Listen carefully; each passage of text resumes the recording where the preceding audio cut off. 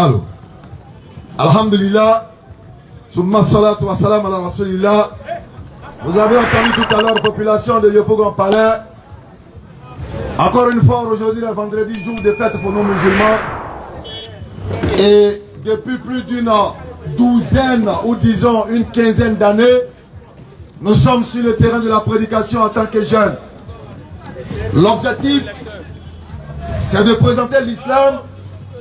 L'objectif, c'est d'ouvrir la porte de la mosquée à toute personne qui a envie de savoir ce que c'est que l'islam. Écoutez. Alors, depuis plus d'une quinzaine d'années, nous sommes sur le terrain de la prédication pour présenter l'islam, pour présenter ce que c'est véritablement l'islam, loin de tous les préjugés, loin de tout ce que les médias pourraient vous présenter, loin de tout le mensonge que l'on attribue aux musulmans et à l'islam. Nous sommes venus pour vous montrer ce que c'est que l'islam. En vérité, oui, nous vous le disons, l'islam n'est rien d'autre que la soumission à la volonté du Créateur, bon gré ou mal gré. L'un dans l'autre, l'homme aura à rendre compte de son choix. Alors, vous avez entendu tout à l'heure, le frère il appelle ce qu'on appelle Azan, l'appel. Il a essayé d'appeler tous ceux qui sont ici à répondre à l'appel du divin Créateur des cieux et de la terre sans égal et sans associé. Il a dit que Allah il était le plus grand. Il a informé ceux qui le savaient. Il leur fait le rappel. Et ceux qui ne savaient pas, il vous a informé que Allah il est le plus grand. Il vous a également informé de venir à l'adoration. Parce qu'au-delà de tout plaisir, l'adoration est l'élément qui va nous rapprocher du divin. L'adoration, c'est la chose avec laquelle nous retournerons une fois, nous serons ensevelis. Claire. Alors il vous a invité à venir à l'adoration. Oui. Il vous a invité à venir prendre votre part de félicité. Il vous a informé qu'il y a un dernier prophète qui est venu après l'avènement de tous les prophètes sur la terre.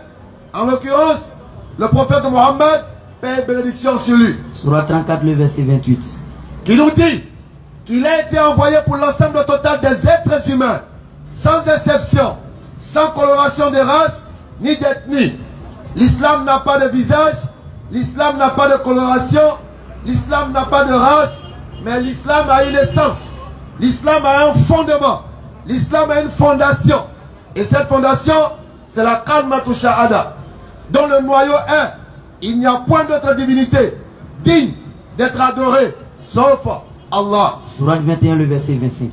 Alors, jeunes de Yopougon, écoutez. Population de Yopougon Palais, écoutez. Retenez que la seule chose qui peut nous être profitable, oui, ce ne sont pas nos biens matériels. La seule chose qui peut nous être profitable, c'est comment nous avons utilisé le bien que Dieu nous a octroyé. Comment nous avons utilisé notre santé. Comment nous avons utilisé notre fortune. Comment nous avons utilisé nos enfants. Comment nous avons vécu avec nos voisins. Comment en somme nous avons vécu sur la terre. Voici ce qui va justifier notre vie après l'ici-bas. Encore une fois ce soir, oui, nous allons faire le rappel. Parce que le rappel est la chose profitable pour l'âme. Le rappel est la seule chose profitable aux croyants. Mais ce rappel a des principes et des règles. Surat 16, le verset 125, Allah nous dit: par la sagesse et la bonne exhortation, appelle les gens au sentier de ton Seigneur. Et il nous recommande de discuter avec eux de la meilleure des façons. Allahu Akbar. Alors on doit discuter avec eux de la meilleure des façons.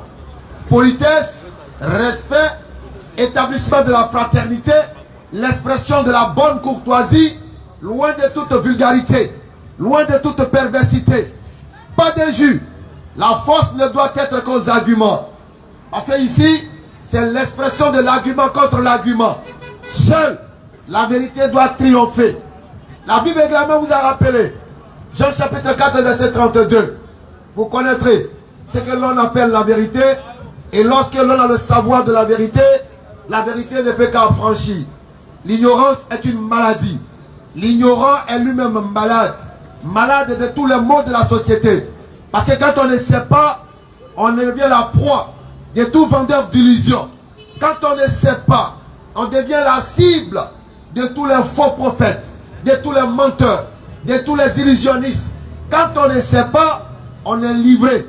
On est livré à toutes sortes de vandalisme. Mais en vérité, nous vous disons, aujourd'hui, nul n'a la justification de son ignorance.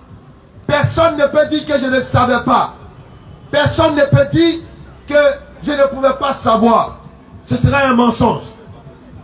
Parce que tout est mis en place aujourd'hui.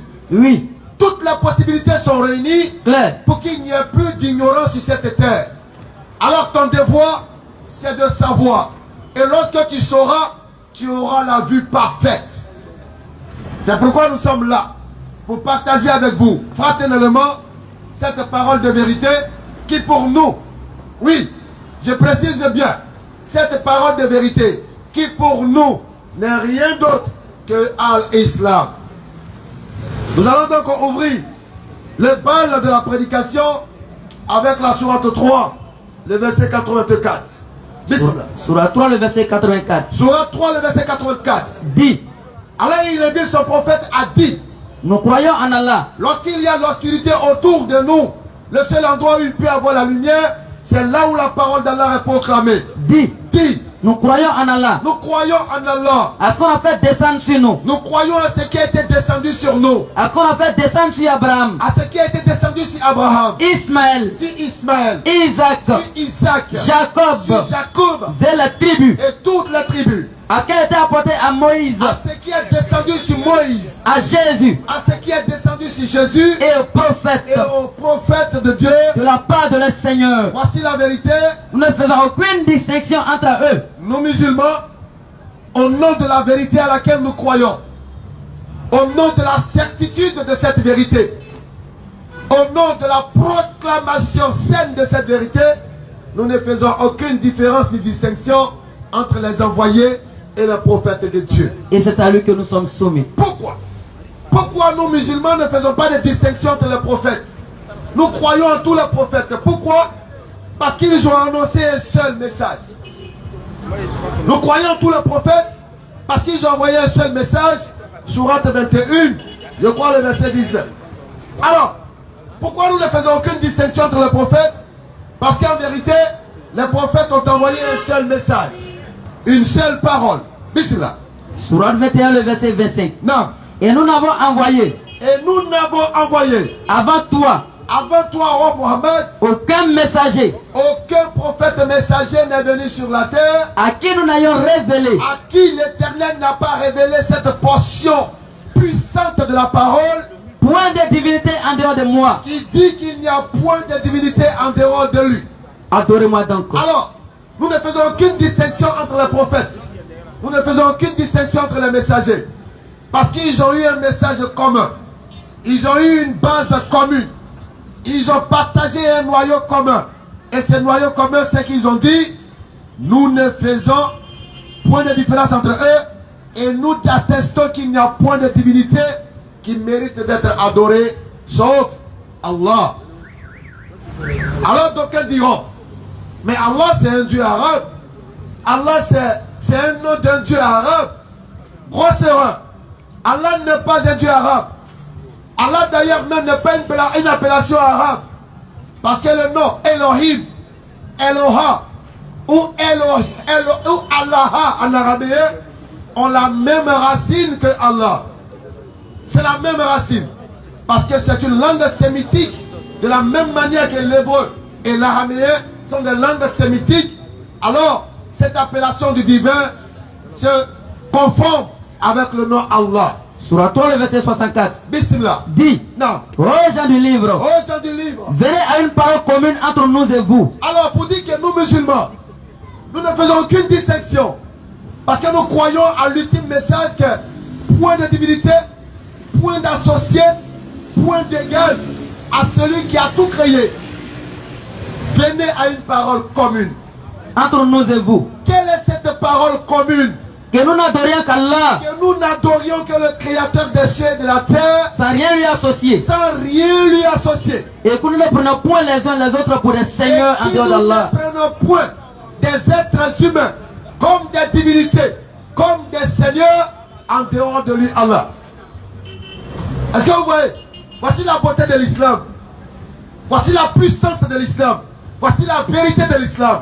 C'est pourquoi, avant de continuer, lorsque vous verrez un musulman qui a attaché des gris-gris, demandez-lui s'il est véritablement musulman. Question. Lorsque vous verrez des musulmans Oui. qui déposent des sacrifices au carrefour, demandez-leur s'ils sont véritablement des musulmans.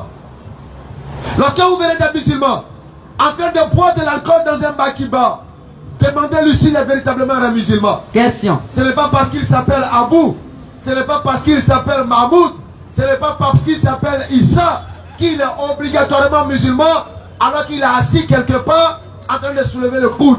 Posez-vous de bonnes questions. Alors il nous dit quoi? En référence toujours à la vérité sainte de l'islam, sourate 5, le verset 90 à 91, nous allons voir ensemble qu'est-ce que la parole d'Allah il dit concernant, qu'est-ce que la parole d'Allah dit concernant l'alcool, concernant le charlatanisme, concernant le fétichisme, concernant les gris-gris et les sacrifices au carrefour.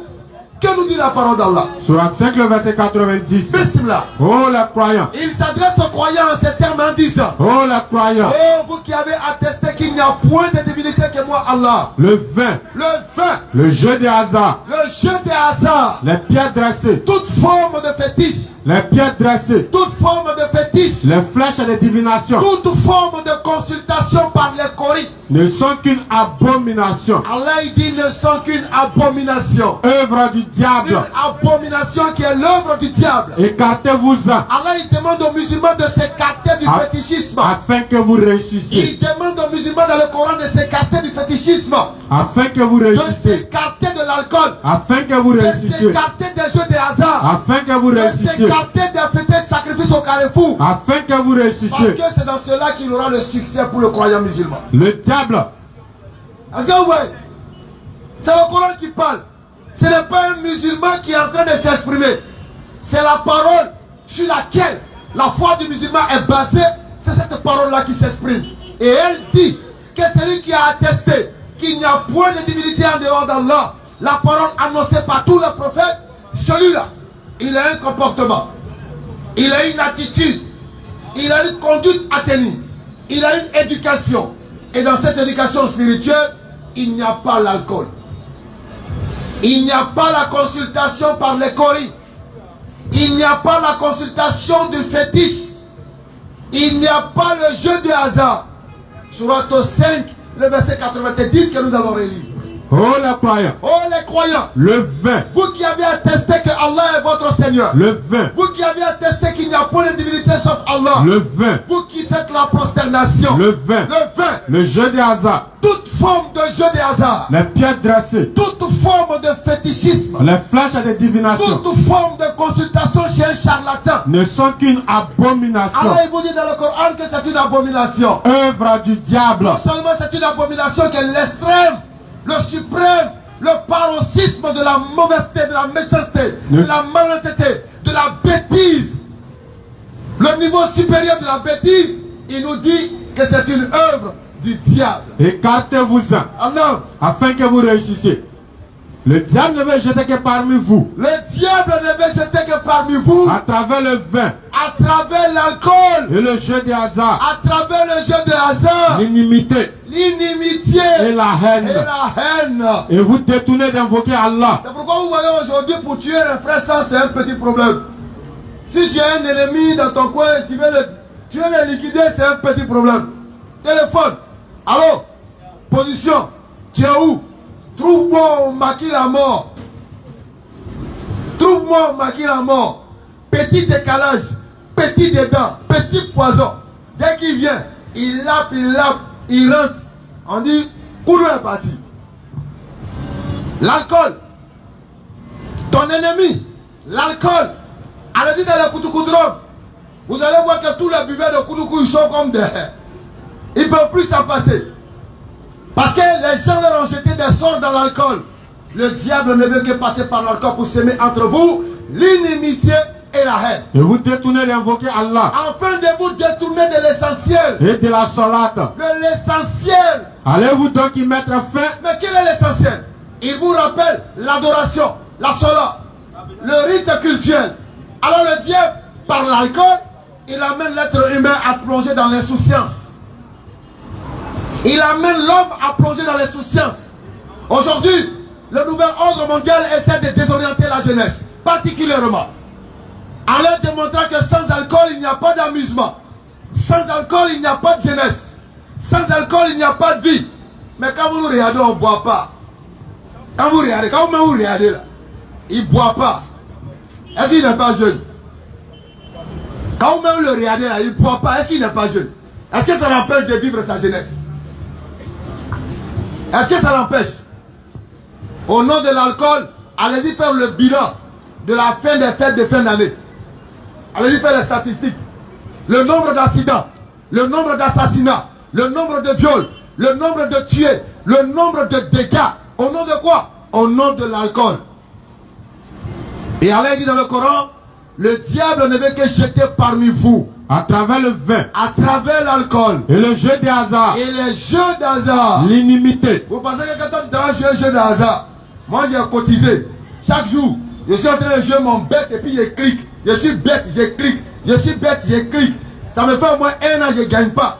Toi, tu viens aujourd'hui, tu es bête aussi, tu as cliqué, tu as gagné. Tu penses que moi, j'ai t'aimé? Tu penses que moi, j'ai t'aimé? Si je pouvais t'attendre dans un couloir pour prendre pour toi. Parce que le diable, à partir de là, il va susciter la haine et la jalousie entre vous. Écartez-vous afin que vous réussissiez. Voici l'appel. L'appel à la jeunesse. C'est pourquoi nous avons dit, nous avons commencé par l'avènement des prophètes. Les musulmans ne font pas de différence parce que les prophètes ont tous eu un seul message: adorer Dieu sans rien lui associer. Croire en lui. Quand vous prenez même le Coran, on va revenir tout à l'heure dans le sujet. Vous allez voir des gens qui s'en vont déposer des sacrifices au carrefour. Et ils vont te faire croire que c'est des pratiques islamiques. Pourtant le Coran il est clair. Lorsqu'on parle de Sadaka, ils vont te faire croire que aller déposer un sacrifice au carrefour, ça fait partie des rites de l'islam. Là, c'est un mensonge. Toute personne qui se dit être musulman, qui se lave au carrefour en minuit, c'est un païen. Sourate 9, le verset 60. Regardez comment on utilise les sacrifices, les sadakas chez nous. Les sadakos ne sont destinés que pour les pauvres. Et c'est la parole d'Allah, c'est pas la passion des hommes. Les sadakos ne sont destinés que pour les pauvres. Alors Allah dit qu'en islam, les sacrifices, ce qu'on appelle sacrifice sadaka chez nous, en islam, à qui on donne? Ne sont destinés que pour les pauvres. Il dit que c'est pour les pauvres. Les indigents. C'est pour les indigents. Ceux qui travaillent. C'est pour ceux qui travaillent. C'est dont les cœurs sont à gagner à l'islam. Les cœurs sont à gagner à l'islam. L'affranchissement des jougs. Tous ceux que tu viens libérer de leur crédit. Ceux qui sont lourdement endettés. Ceux qui sont endettés là, tu peux leur donner un sadaka pour qu'ils sortent de leurs dettes. Et pour les voyageurs en détresse. Le voyageur qui est quitté quelque part, il ne sait pas où aller, il est en détresse. Tu peux lui donner cet argent de sadaka. C'est un décret d'Allah. Est-ce que vous avez entendu Carrefour? Il y a Carrefour dedans. Parce qu'en vérité, Allah il a tellement honoré l'homme. Il dit dans le Coran, nous avons élevé les fils d'Adam. Nous les avons honorés sur la terre. Et le diable, quand il a entendu ça, ça lui a fait mal. Donc il va amener l'homme à laisser les nécessités autour de lui, à laisser des personnes affamées autour de lui pour aller déposer la nourriture à un Carrefour. Sourate 2, le verset 268. Bismillah. Le diable vous fait craindre l'indigence. Allahu Akbar. Et vous recommande des actions honteuses. Il vous recommande des actions honteuses. Tandis qu'Allah, vous pensez que quand un homme ça va se déshabiller tard dans la nuit, une femme ou bien un garçon, il se met nu et puis comment ça se laver au carrefour? Souvent même les gens passent, on le regarde. Le diable va vous faire des actions honteuses. Le diable vous fait craindre l'indigence. En vérité, il est en train de t'humilier. Il est en train de montrer que tu vaux rien et que Dieu ne devait pas placer sa confiance en toi. C'est pourquoi il est en train de t'humilier. Et cette puissance-là, il a demandé auprès du Créateur. Mais Allah lui a dit, tu n'auras que ceux qui te suivront. Tu n'auras que ceux qui suivront ta voie. Parce qu'il y a deux voies sur la terre. La voie de la vérité, la voie du mensonge. La voie de la lumière, la voie des ténèbres. Tu choisis la voie que tu veux, tu auras l'apport et l'accompagnement de Dieu. Chers frères, l'islam n'est pas une fatalité. L'islam est venu pour parfaire l'âme, pour apprendre à l'être humain l'essentiel et le véritable sens de sa vie. On n'est pas sur terre pour jouer et amusement. On n'est pas sur la terre pour divertissement. Nous avons un but sur cette terre-là. Quel est ce but? Le but sur la terre, Sourate 51, verset 56, Allah il nous rappelle en ces termes, et nous disons, Je n'ai créé les hommes il nous rappelle qu'il a créé les hommes et les djinns et les entités qu'on appelle les génies, que pour mon adoration. que pour qui il m'adore. Mais lorsqu'il dit que pour qui il m'adore, ça ne veut pas dire que moi, je laisse toute activité, il m'a me coucher à la mosquée, je passe mon temps à prier. Non. Pas du tout. C'est pas ce que le Coran dit. Parce que l'adoration d'Allah doit se faire dans tout ce que nous allons entreprendre. Parce que nous n'entreprendrons pas la puissance, la force et la volonté d'Allah. Oh, vous qui avez cru. Vous pensez que quand un homme soulève un gobelet pour boire l'eau là, tu penses que c'est ta force? Tu as su que c'est ta force? Est-ce que c'est ta force qui soulève ton gobelet et qui la met à ta bouche? Est-ce que c'est ta force? Si tu es sûr que c'est ta force, fais un tour à l'hôpital. Fais un tour à l'hôpital. Tu vas voir une personne qui ne peut même pas soulever une cuillère. Tu penses que c'est ta force? Non. C'est Allah, par sa puissance, qui te permet de pouvoir te mouvoir. Alors tu lui dois reconnaissance dans le culte, dans l'adoration. Chers frères, la jeunesse n'est pas une fin en soi. Vous pensez que on dit quand tu n'es pas dans un mouvement, tu es gawa. Ouais, nous on est les gawa heureux d'Allah. Gawa heureux d'Allah, c'est nous. Parce que le gawa il est trop libre. Il n'y a pas une personne plus libre que le musulman. Il n'est pas esclave de l'alcool. Il y a quelle pression sur lui? Il n'est pas esclave de quoi que? Il y a quelle pression sur lui? Aucune. Il n'est pas esclave de la drogue. Il y a quelle pression sur lui? Il n'est pas esclave de jeux de hasard. Il y a quelle pression sur lui? Il n'y en a pas. Gawa d'Allah, il vit tout à l'aise. Il est du monde, mais il ne fait pas partie du monde. Parce qu'il a compris l'essentiel. Il a compris l'essentiel. Mais ceux qui ne sont pas Gawa, qui sont Yéré là, ils ont toute la pression du monde. Il lui faut de l'argent pour acheter le nouveau jean qui est à la mode. Mais Gawa d'Allah, il a quoi à foutre un jean qui est à la mode? S'il a eu son boubou, il a tapé, c'est trop. Il a eu son pantalon bien serré, il a tapé, il est devant. Toujours propre, bien mis. Pas besoin de s'emmerder. Parce qu'il a compris que ce qu'il a ne l'appartient pas. Mais c'est ce qu'il donne, c'est ça qui lui appartient. Et comme il a compris ça, il ne se casse plus la tête. Il va selon la cadence que Dieu a voulu. Il cherche sa part ici-bas sans pression. Il cherche sa part ici-bas sans pression. Par le temps. Avec la crainte d'Allah. Par le temps. C'est pourquoi là il rappelle. Par le temps. Que ce que nous croyons être le temps, en réalité, c'est notre ennemi. Par le temps. Parce que ce temps est notre imagination. Par le temps. Quand tu prends la montre, c'est une imagination humaine. Par le temps. Allahu Akbar. L'homme est certes en perdition. Lorsque le soleil se lève, il se couche là. Ça, c'est une création d'Allah. Par le temps. C'est pas ça le temps même. Par le temps. Le coucher et le lever du soleil, c'est pas ça qu'on appelle le temps. Par le temps. Par le temps. L'homme est certes en perdition. Par le temps qu'on ne maîtrise pas, à cause de sa mauvaise compréhension. L'homme est certes en Allah perdition. dit qu'à cause de ce temps-là, on est en train de se perdre. On est en train de se perdre. Parce que le temps, c'est pas ça. Oh, j'ai encore le temps. Oh non, ça c'est une montre que tu as fabriquée. Non, j'ai encore le temps, il fait nuit. Ça c'est un signe d'Allah. J'ai encore le temps, quand le soleil va se lever. Tout ça c'est des créatures d'Allah. Mais c'est pas ça le temps. Par le temps. Le véritable temps, c'est pas ça. L'homme est certes en perdition. Mais Allah, il va t'apprendre la science du véritable sens du temps. L'homme est certes en perdition. Par le temps, l'homme est en perdition. Sauf ceux qui croient et accomplissent les bonnes œuvres. Allahu Akbar. S'enjoignent mutuellement la vérité et s'enjoignent mutuellement l'endurance. Vous avez dit, il a dit sauf. Le temps, l'homme est perdu, sauf ceux qui croient. Alors, le sens véritable du temps, c'est d'être parmi ceux qui croient. Et ceux qui croient sont en conformité avec le temps véritable que seul le Seigneur y connaît. Ceux qui croient, ils sont dans le temps d'Allah. Parce qu'ils pratiquent la piété. Et ils pratiquent ce que Allah il recommande. Ils délaissent ce que Allah dit de délaisser. C'est ça le sens du temps. Celui qui meurt en ce moment, il est mort dans le temps.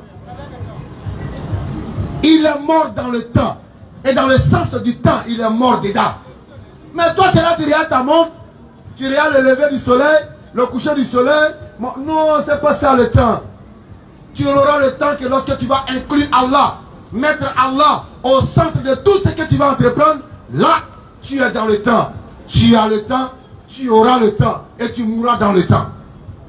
Voici la vérité. Chers frères et sœurs, l'islam, ce n'est pas la religion des barbares. Un musulman n'est pas violent. Le musulman, c'est la manifestation de la douceur. C'est celui-là qui dispense la quiétude. C'est celui-là qui vit avec pacificité, qui vit avec tranquillité. C'est pourquoi Allah il demande quoi aux musulmans? Il dit, lorsque vous vous croisez, dispensez autour de vous. Qu'est-ce qu'on doit dispenser autour de nous? Assalamu alaikum. Dispensez autour de vous. Le salam. Mais salam, là, ça veut dire quoi? Paix. La paix de qui? La paix d'Allah. Parce que la paix des hommes est une fausse paix. Surat 25, verset 63. Mais la paix d'Allah est la véritable paix. Les serviteurs du tout miséricordieux. Maintenant, c'est quoi la paix d'Allah? Les serviteurs du tout miséricordieux. Les serviteurs d'Allah sont ceux-là Qui marchent humblement sur terre. Lorsqu'ils marchent sur la terre, ils ne sont pas arrogants. Qui lorsque les ignorants s'adressent à eux, Ils ne sont pas insolents. qui marchent humblement sur terre. Ils sont éduqués. Qui marchent humblement sur terre. Et lorsque des ignorants pervers s'adressent à eux, Disent ils paix. disent quoi? Paix. Salam. Mon devoir, c'est de transmettre le salam autour de moi. Salam. C'est pourquoi si nous avions compris, appliquer, méditer le sens de cette salutation, voilà, nos problèmes allaient diminuer. Nos problèmes allaient diminuer. Allah il a dit que nous musulmans, nous sommes les supérieurs, nous sommes les meilleurs, nous sommes les beaux, nous sommes les grands. Une condition, soyez de vrais croyants. Si on avait médité sur la profondeur de Assalamu alaikum, si on avait dit Assalamu alaikum avec foi, avec sincérité, je jure par Allah, nos mots, les problèmes qu'on a, les difficultés bizarres, on ne comprend pas, tout allait être dissipé. Parce que c'est une bénédiction. Lorsque tu dis à ton frère, Assalamu alaikum, reçois la paix d'Allah chez toi, en toi, malgré toutes tes difficultés. Ça c'est une bénédiction. Peut-être que tu es en train de le saluer, peut-être qu'il vient de perdre ses 10 000. Peut-être qu'il vient de perdre un membre de sa famille. Peut-être que même il vient de perdre son travail. Peut-être qu'il vient d'avoir un drame. Toi tu ne sais pas, mais lui il a ses difficultés. Il est en train de penser à ses problèmes. Et puis toi tu viens comme un devin, tu lui dis Assalamu alaikum. Frère, malgré tes difficultés, que la paix d'Allah soit sur toi. Est-ce que vous voyez la beauté de cette salutation que nous avons galvaudée? Quand Assalamu alaikum, Assalamu alaikum, Assalamu alaikum, on jette ça et puis on gagne temps. On ne fait plus ressortir dans ce salam toute sa puissance. On ne fait plus ressortir dans le salam toute sa beauté, toute son éloquence. Le salam même est mort dans notre bouche. Il y en a même qui ont honte de ce salam. Tu les croises dans des endroits publics. Hey Chaka, salam alaikum. Alaikum salam. Il a honte. Il a honte. Parce que ce salam c'est une puissance. Frère, je ne savais pas que tu as des difficultés. Que la paix d'Allah soit sur toi. Que tu acceptes cette difficulté avec foi. Que tu acceptes cette épreuve avec amour, avec espérance que Allah va t'apporter sa paix. Assalamu alaikum. Et lorsqu'ils viennent vers toi, et lorsqu'ils viennent vers toi, ceux qui croient en nos versets le Coran, ceux qui croient au Coran Karim, dis que la paix soit sur vous. Que la paix encore soit sur vous. Votre Seigneur s'est prescrit à lui-même la miséricorde. C'est vrai. L'islam c'est une spiritualité. C'est-à-dire, qu'on ne peut même pas dimensionner. L'islam, c'est une grandeur, c'est une profondeur. L'islam est plus profond que l'océan. Mais le diable fait croire que c'est une croyance ou bien une religion de personnes barbares, mamiloto. C'est faux. C'est le diable qui fait penser ça aux gens. Parce qu'il sait que la seule puissance capable d'anéantir ses œuvres s'appelle l'islam. La paix, la quiétude, la tranquillité. Voici l'islam. Voici la vérité de l'islam. Alors, il est quelle heure? On continue. Est-ce qu'il y a des interrogations déjà? Modérateur. Je continue. Mon rouleau compréhension. Alhamdulillah. Donc, nous avions entamé tout à l'heure l'introduction de le positionnement du musulman qui croit en tous les prophètes sans exception. Parce que les prophètes ont un seul noyau, le monothéisme pur. Et vous avez entendu que Allah nous a dit d'arrêter de prendre des êtres humains pour des seigneurs, de les considérer comme des divinités. Un homme ne peut pas être Dieu. Un homme ne peut pas remplacer Dieu. Quel que soit son niveau de science, quel que soit son niveau de grandeur, il ne pourra jamais atteindre la dimension du divin. Donc il nous demande de ne pas prendre des hommes pour seigneurs en dehors de lui. Nous allons rentrer dans la sourate 5 à partir du verset 15 à 16. Sourate 5 à partir du verset 15 à 16. Sourate 5, Non. le verset 15. Ô gens du livre, notre messager Muhammad vous est certes venu, vous exposant beaucoup de ce que vous cachez du livre. Il a exposé beaucoup de choses que les gens ont cachées. Et passant sur bien d'autres choses. Parce que lorsque vous prenez l'histoire des livres antérieurs, les gens ont travaillé sur les livres. Ils ont enlevé des éléments dedans. Ils ont caché, ils disent apocryphes. Ils ont ajouté des éléments selon leur volonté, selon leur envie, selon leur passion. Ils ont caché des choses et ils ont présenté des choses. Vous exposant beaucoup de ce que vous cachez du livre. Donc lorsque Mohammed il vient avec l'ultime message que le Coran Karim, c'est pour venir rétablir la vérité. Une lumière. Il va ressortir tout ce qui est caché. Une lumière. Une lumière. Et un livre explicite à vous sont certes un venus livre d'Allah. explicite vous sont certes venus d'Allah. Passez sur le Coran. Par le Coran. Allah guide au chemin du salut Allahu Akbar. ceux qui cherchent à son agrément. Et il les fait sortir des ténèbres à la lumière par sa grâce. Le verset 19 maintenant de la même sourate 5. Vous allez voir quelque chose. On a lu le verset 15. Moi il allait jusqu'au verset 7, mais pas grave. Moi il est venu. Le verset 19 de la même sourate. Vous allez voir quelque chose. Allah il dit, Mohammed est venu pour vous éclairer avec une lumière. Mais pourquoi il est venu avec cette lumière? Pourquoi?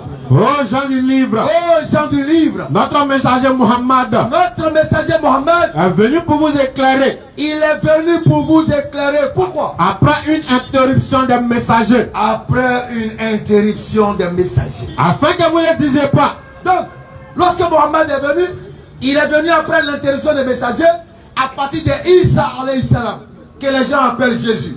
Après le passage de Jésus, il n'y avait plus de prophète et messager. Le monde est replongé dans les ténèbres, est replongé dans l'obscurité du mensonge, est replongé dans l'obscurité de l'idolâtrie, du fétichisme, de tout ce qui est contre la volonté de Dieu. Alors, Allah il envoie Mohammed avec la lumière, après l'interruption des messagers, pour dissiper le mensonge, pour rétablir la lumière d'Allah sur la terre. Mohammed vient avec cette lumière-là. On va relire le verset 16 et comprendre encore, quand cette lumière-là vient, quelle est son activité?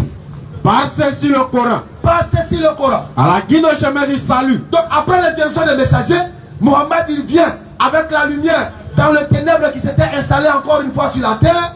Il vient avec le Coran, le livre ultime, la loi ultime, pour venir faire quoi? Guide au chemin du salut. Pour venir quitter l'humanité perdue dans le noir de l'obscurantisme. Et il les fait sortir des ténèbres à la lumière Au par chemin sa du grâce. salut pour les tirer des ténèbres qui viennent d'envahir la terre après l'interruption des messagers. Il les sort des ténèbres par le Coran. Le verset 17 de la même sourate. Ce sont certains des mécréants. Ce sont certes des mécréants. Ceux qui disent. Maintenant, quelle était l'étendue des ténèbres après l'interruption des messagers? Quand Jésus, le fils de Marie, est parti, les ténèbres là, c'était quoi le contenu des ténèbres? Ce sont certains des mécréants. Le contenu des ténèbres dans la même sourate au verset 17. Ce sont certains des mécréants. Mais pourquoi ils sont mécréants? Ceux qui disent. Toute personne personne qui a dit. Allah c'est le Messie. Après le passage de Jésus, les gens ont commencé à dire que Jésus était Dieu. Allah c'est le Messie. Allah c'est le Messie. Fils de Marie. Ils ont commencé à diviniser le fils de Marie après son passage. Dit. Qui donc a détecté quelque chose d'Allah. Donc Mohammed est venu avec la lumière et l'obscurité qui était sur la terre. Il y avait parmi cette obscurité le fait qu'on ait divinisé Jésus, le fils de Marie. Ils l'ont divinisé. Donc Mohammed il vient et dit non, ne divinisez pas Jésus.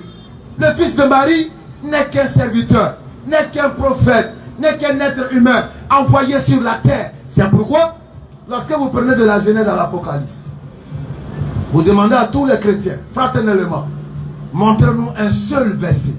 Un, on ne demande pas deux. Un, qui démontre clairement que Jésus serait Dieu.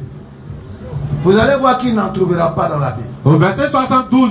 Verset 72. Ce sont certains des mécréants. Nous sommes dans le même chapitre. Ce sont certains des mécréants. Les ténèbres qui ont envahi la terre après l'interruption des messagers, là, voici les éléments. Ce sont certains des mécréants. Mais pourquoi ils sont mécréants? Ceux qui disent Personne qui proclame. en vérité. Qui proclame qu'en vérité, Allah c'est le Messie, fils de Marie. Que c'est Jésus qui est Dieu. Alors que le Messie a dit. Le fils de Marie, alors que le Messie a dit. Oh enfants d'Israël. Qu'est-ce que le Messie a dit? Adorez Allah, mon Seigneur et votre Seigneur. Voici la parole du Messie. Dans la sourate 572. Il dit, moi je n'ai jamais dit que j'étais Dieu. C'est pourquoi ils ne trouveront jamais un seul verset, même la moitié d'un verset, où il a dit que Jésus est Dieu. Ça n'existe pas. Au verset 73. Ou bien la moitié d'un verset, où Jésus aurait dit qu'il était Dieu. Ça n'existe pas. Ce sont certains mécréants. Il a dit que adorer Allah, qui est mon Dieu. Si c'est en hébreu, adorer Elohim. Si c'est en araméen, adorer Allah. Si c'est en arabe, adorer Allah, qui est mon Dieu et votre Dieu. Alors le verset 17. Il a répété cela encore dans la Bible. Jésus lui dit, il a dit quoi? Ne me touche pas. Ne me touche pas. Car je ne suis pas encore monté vers mon Père. Je ne suis pas encore allé vers mon Père. Mais va trouver mes frères. Va trouver mes disciples, mes frères. Et dis-leur. Dis-leur. Je monte vers mon Père. Je monte vers mon Père. Et votre Père. Et votre Père. Vers mon Dieu. Mon Dieu. Et votre Dieu. L'adjectif de la possession. Mon Dieu. Celui à qui j'appartiens. Mon Dieu. Alors que le Messie a dit. Alors qu'il a dit. Oh enfants d'Israël. Adorez Allah. Il faut adorer Allah. Mon Seigneur. Il est mon Seigneur. Et votre Seigneur. Maintenant si vous avez compris le terme. Je monte vers mon Père. Vers mon Père. Et votre Père. Et votre Père. Vers mon Dieu. Vers mon Dieu. Et votre Dieu. Voici la vérité. Jésus n'est coupable de rien. C'est pourquoi le jour de la résurrection, lorsqu'ils viendront, plusieurs lui diront, Matthieu chapitre 7, ils lui diront, Seigneur, Seigneur, nous là, on était de l'église des miracles. Ceux qui me disent, Seigneur, Seigneur, nous là, on était de l'église de pasteur Norbert. Nous là, on était de la grande église qui a réussi à déplacer Abidjan pour envoyer à Washington et a réussi à déplacer Washington pour envoyer à Abidjan. N'entrons pas tous dans le royaume des cieux. Ils diront à Jésus, Seigneur, Seigneur, nous on a fait de grands miracles à ton nom. On a chassé des démons à ton nom. N'avons-nous pas prophétisé par ton nom? On a prophétisé à ton nom. On a chassé des démons à ton nom. On a fait des croisades au nom de Jésus. On a fait marcher des paralytiques. On a donné la vie aux aveugles. Mais Jésus va dire quoi? Alors je le dirai ouvertement. Jésus dit, devant Dieu, toi tu as venu t'arrêter pour m'accuser comme ça. La même réplique est coranique. Vous avez pas ça tout à l'heure. Devant Dieu, toi tu as venu dire que toi tu as fait un miracle à moi mon nom.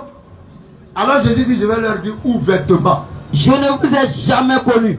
Est-ce qu'il a dit je ne vous connais pas? Je ne vous ai jamais connu. Il dit je ne vous ai jamais connu. Retirez-vous de moi. Retirez-vous de moi. Vous qui commettez l'iniquité. Bon, si Jésus dit que lui ne se reconnaît pas dans les miracles que vous avez opérés en son nom, qui donc a réalisé ces miracles? Question, réflexion. Hein? Qui est l'auteur de ces miracles? Qui a accompli ces miracles?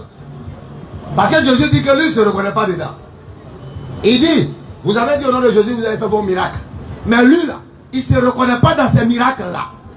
Qui est donc l'auteur du miracle? Question. Qui a réalisé ces miracles? Venez nous l'expliquer. La réplique coranique va nous dire. Surat 5. Lorsque tout sera accompli, Rappelle-le. Jésus sera interrogé. Rappelle-le le moment où Allah dira. Allah va par anticipation. C'est pourquoi le Coran est intéressant. C'est un livre du passé, du présent et du futur. Rappelle-le. Allah fait le rappel de ce qui va se passer. Yom al-Qiyamah. Le moment où Allah dira. Alors qu'on n'est même pas encore arrivé là-bas. Oh Jésus. Oh Jésus. Fils de Marie. Jésus vient ici. Est-ce toi qui as dit aux gens? Est-ce que c'est toi qui as dit aux chrétiens, aux protestants, aux méthodistes, aux catholiques? Est-ce que c'est toi qui as dit aux gens? Prenez-moi. Prenez-moi Jésus. Ainsi que ma mère pour deux divinités en Ainsi dehors que d'Allah. Marie pour deux divinités en dehors d'Allah. Il dira. Écoutez la réponse de Jésus. Gloire et pureté à toi. Gloire et pureté à toi, mon Seigneur. Il ne m'appartient pas de déclarer ce que je n'avais pas le droit de dire. Moi, Jésus, quand j'ouvre la bouche, c'est que toi, Dieu, tu as mis une parole dans ma bouche. Si je l'avais dit, quand moi, Jésus, j'ouvre la bouche, c'est que Dieu a mis une parole dans ma bouche et j'annonce la parole que Dieu a mise dans ma bouche. Alors, si moi, Jésus, j'avais dit que j'étais Dieu, mais qui aurait mis cette parole dans ma bouche? C'est toi, Dieu. il dira. Donc, si je l'avais dit, tu l'aurais su. Tu sais ce qu'il y a en moi. Tu sais ce qui est à moi. Et je ne sais pas ce qu'il y a en toi. Tu es en vérité le grand connaisseur de tout ce qui est inconnu. Donc, lorsqu'il dit, c'est Dieu qui lui dit de dire. S'il avait dit, je suis Dieu, adorez-moi. Mais c'est Dieu qui lui a dit, il dit, Seigneur, toi aussi, tu connais l'affaire. Hein? Moi, je n'ai pas dit à quelqu'un que je suis Dieu. Si j'avais dit à quelqu'un que je suis Dieu, c'est que c'est toi qui aurais mis ça dans ma bouche parce que je suis ton prophète. Amos chapitre 3, 7 dit, l'Éternel ne fait rien sans le révéler à ses serviteurs, les prophètes. Jean 12, 49. Il nous dit quoi? Car je n'ai point parlé de moi-même. Je n'ai point parlé de moi-même. Mais le Père qui m'a envoyé m'a prescrit lui-même tout ce que je dois dire et annoncer. Si je l'avais dit, tu l'aurais su. Tu sais ce qu'il y a en moi. Donc il n'a dit nulle part qu'il était Dieu. Je ne leur ai dit que ce que tu m'as commandé de leur dire. À savoir que adorer Allah. Adorer Allah. Mon Seigneur et votre Seigneur. Marc chapitre 12 à partir du verset 28. Écoute Israël. Il va établir les socles, les bases du Tawhid. Le monothéisme pur. Le message pour lequel il est venu sur la terre. Il va l'établir. Dans Marc 12 il nous dit. Un des scribes. Alors on va l'interroger. Qu'ils avaient entendu discuter. Puisque les Juifs ils savent que quand un prophète de Dieu vient, la base de son message, c'est Deutéronome chapitre 6, le verset 4. Ils le savent. Mais que dit Deutéronome chapitre 6, le verset 4? C'est que Dieu est unique, il n'a pas d'égal, il n'a pas d'associé.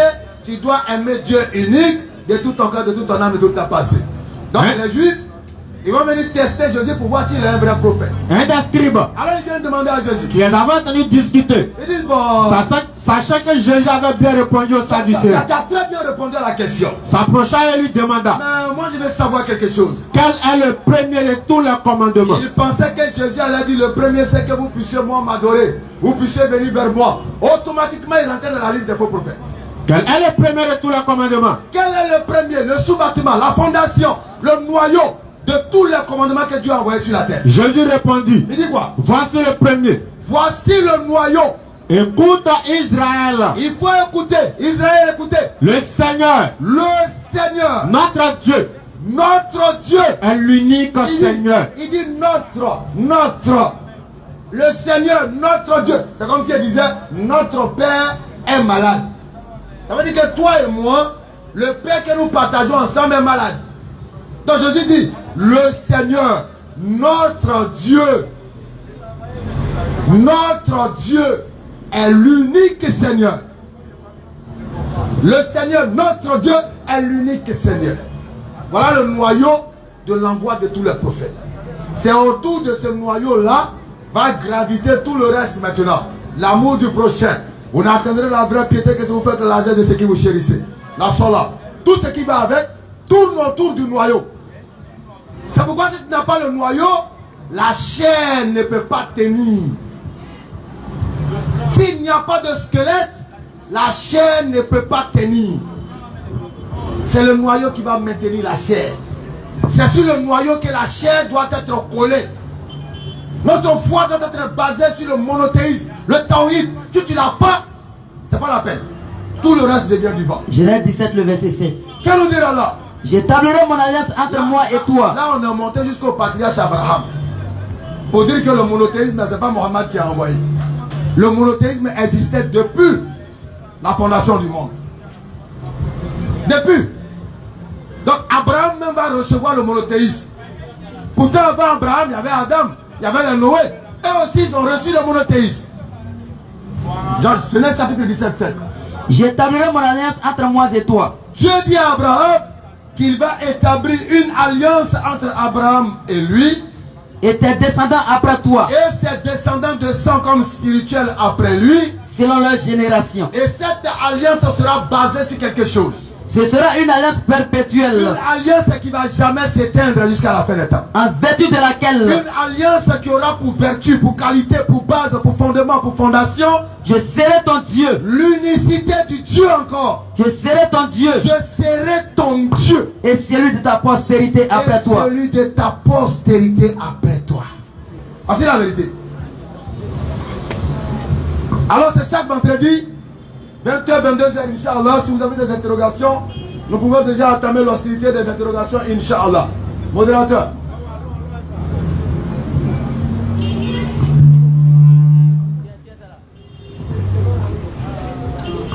Si vous avez des interrogations, c'est le moment. Inch'Allah. Dans la mesure de notre connaissance, nous allons partager avec vous les réponses. Alors demain, nous serons donc à Trècheville, à l'avenue 15 pour 7, avenue 17, à partir de 20h. Rue 15, avenue 17, rue 15, nous y serons.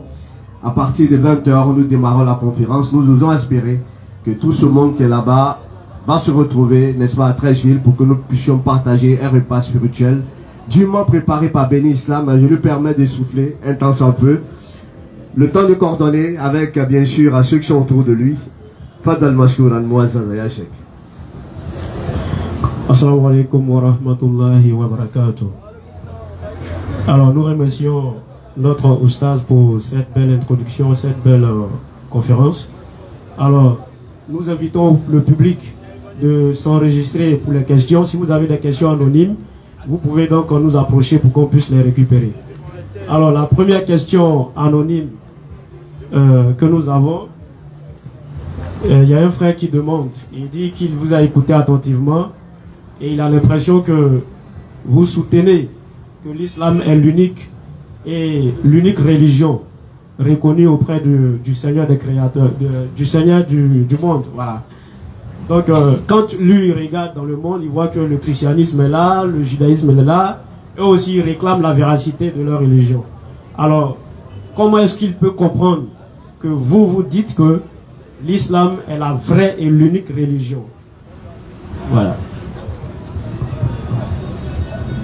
Alhamdulillah, la vérité de l'islam s'établit déjà même dans son sens et dans son essence. Contrairement à toute autre orientation dite spirituelle. Parce que retenez par religion la relation que l'homme va établir avec une divinité. Voilà le sens simplifié de la religion. La relation que l'homme va établir avec une entité ou une divinité.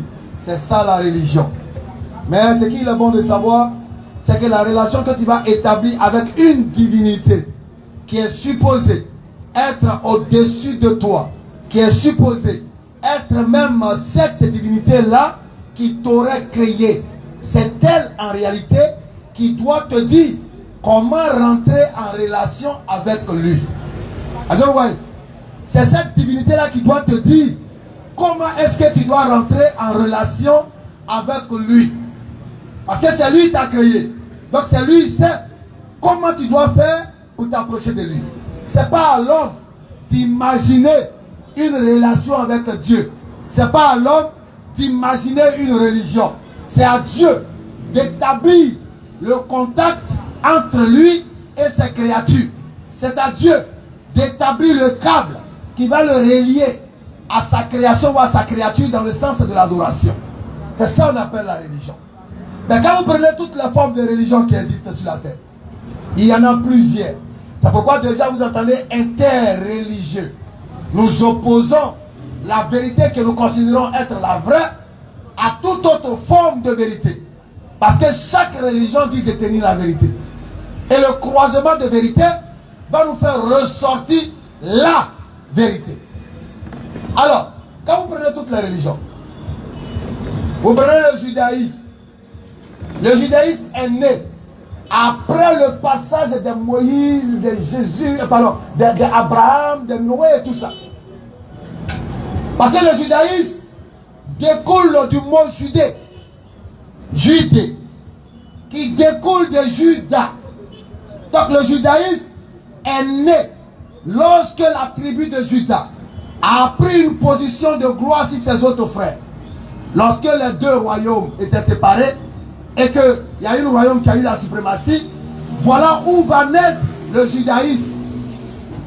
Ce n'est pas Dieu qui a envoyé le judaïsme. C'est pourquoi vous voyez à la fin le isme.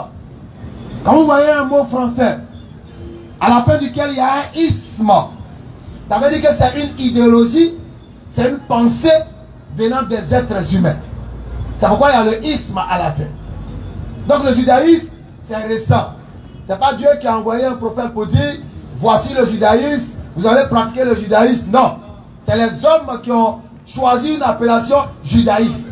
Mais les juifs, eux, ils refusent même cette appellation parfois. Ils préfèrent s'appeler Yahudi. Pour revenir au christianisme, vous allez voir que le christianisme lui-même est encore plus récent. Et quand tu regardes dans la Bible, il y a quelques brides d'informations qui nous disent que le mot christianisme de base est une moquerie que les païens ont adressée aux disciples de Jésus qu'ils ont vus et puis ils se sont moqués d'eux. Donc toute personne qui dit que Christ veut dire, ou bien christianisme veut dire, ou bien chrétien veut dire petit Christ, ceux qui suivent Jésus, c'est faux. Il n'y a aucune base pour établir cette vérité-là. Mais lorsqu'on prenait la Bible de Jérusalem, dans Actes chapitre 11, verset 26, vous allez voir juste à côté, il y a une note qu'on appelle la note K. Vous descendez, vous allez voir la note du texte en bas. Ils vont te dire que ceux qui ont dit Christ, chrétien, là, ils ont pris le mot Christ, le titre Christ, pour un nom propre. Et comme ils sont ignorants, c'est des païens, et ils ne connaissent pas. Donc ils ont pris le nom Christ pour un nom propre, et ils ont essayé d'adresser un sobriquet, une moquerie, un surnom, c'est-à-dire un surnom déplaisant à ceux qui prétendaient suivre Jésus. Alors ils vont les appeler chrétiens, dans le but de se moquer d'eux. Et Paul va récupérer maintenant l'appellation chrétienne pour asseoir une base doctrinale qu'on va appeler le christianisme. Pensée humaine. C'est pourquoi le jour de la résurrection, lorsque tu vas te présenter devant Jésus comme étant chrétien, il ne te connaît pas. Il ne va pas te connaître. Il n'a jamais entendu le mot chrétien, il ne sait même pas ça vient d'où, il ne sait pas c'est quoi. Pour revenir à l'islam, lorsque vous rentrez dans le Coran, Allah lui-même va établir le nom de la religion que lui veut donner aux hommes. Il va lui-même établir le nom de la relation qu'il veut qu'il y ait entre lui et les hommes. Surat 3, le verset. Surat 3, le verset 19. Allons-y. Certes, la religion acceptée d'Allah. Donc Allah il dit ici, la seule relation que lui il a établie entre les hommes et lui, c'est l'islam. C'est l'islam. Ce n'est pas le judaïsme, ce n'est pas le christianisme, ce n'est pas l'athéisme, ce n'est pas le bouddhisme, ce n'est pas le kémitisme, c'est l'islam. Il n'y a pas isme à la fin de l'islam. Parce que l'islam est un attribut du Créateur qui veut dire paix, salam, shalom, salem, qui veut dire paix. Et comme Dieu est un Dieu de paix, et Dieu étant le Dieu de paix, il octroie sa paix par la relation spirituelle qu'il va établir entre lui et son serviteur. La religion acceptée. Par ricochet. La relation acceptée. Quiconque désire une religion, la connexion, si tu la recherches entre toi et le divin, autre que l'islam, quiconque va choisir une autre connexion entre lui et Dieu, autre que l'islam, en dehors de l'islam, ne sera point agréé. Il ne va pas avoir l'agrément de Dieu. Et il sera dans l'eau parmi les Et lorsque tu vas mourir avec cette mauvaise connexion à Dieu, tu n'auras que le regret le jour de la résurrection. Vous voyez comment le Coran est clair? À la différence de tous les autres livres, Dieu a établi quelle est la relation qu'il veut entre lui et les hommes. Dieu a démontré quelle est la religion qu'il veut entre lui et les hommes. la soumission. Cette soumission doit nous ramener à la recherche de la paix. C'est pourquoi la prière est une quiétude. La prière est une tranquillité du corps, de l'âme et de l'esprit. La véritable prière est une paix intérieure. C'est une paix extérieure. C'est une paix qui se manifeste comme une lumière autour de nous. C'est pourquoi là il nous dit, le jour de la résurrection, vous verrez ceux-là qui ont été assidus à la prière venir avec la lumière de cette prière-là sur eux. Est-ce que vous voyez? Donc voilà un peu pour répondre à la question, Inch'Allah. L'islam est la seule connexion entre le Créateur et ses créatures. Ok, merci beaucoup. Alors, la deuxième question anonyme est que... Voilà, le frère vous a écouté pendant votre exposé et vous avez dit que l'islam était une religion de paix. Alors que dans ses recherches, quand il lit le Coran dans la sourate 9, verset 29, il est dit que le musulman doit tuer tous ceux qui ne croient pas. Il doit les combattre. Alors, qu'en dites-vous? Alhamdulillah. Cette question-là nous revient très très souvent. Mais nous disons que c'est juste une question de personnes qui ne savent pas. Pourquoi? Nous allons vous montrer une série de versets, Inch'Allah.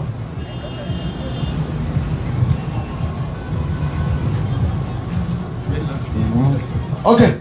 Déjà, il faut comprendre que l'islam n'est pas une religion de barbarie. On va lire la sourate 9, verset 29 qu'il vient de donner. Sourate 9, le verset 29. Vas-y.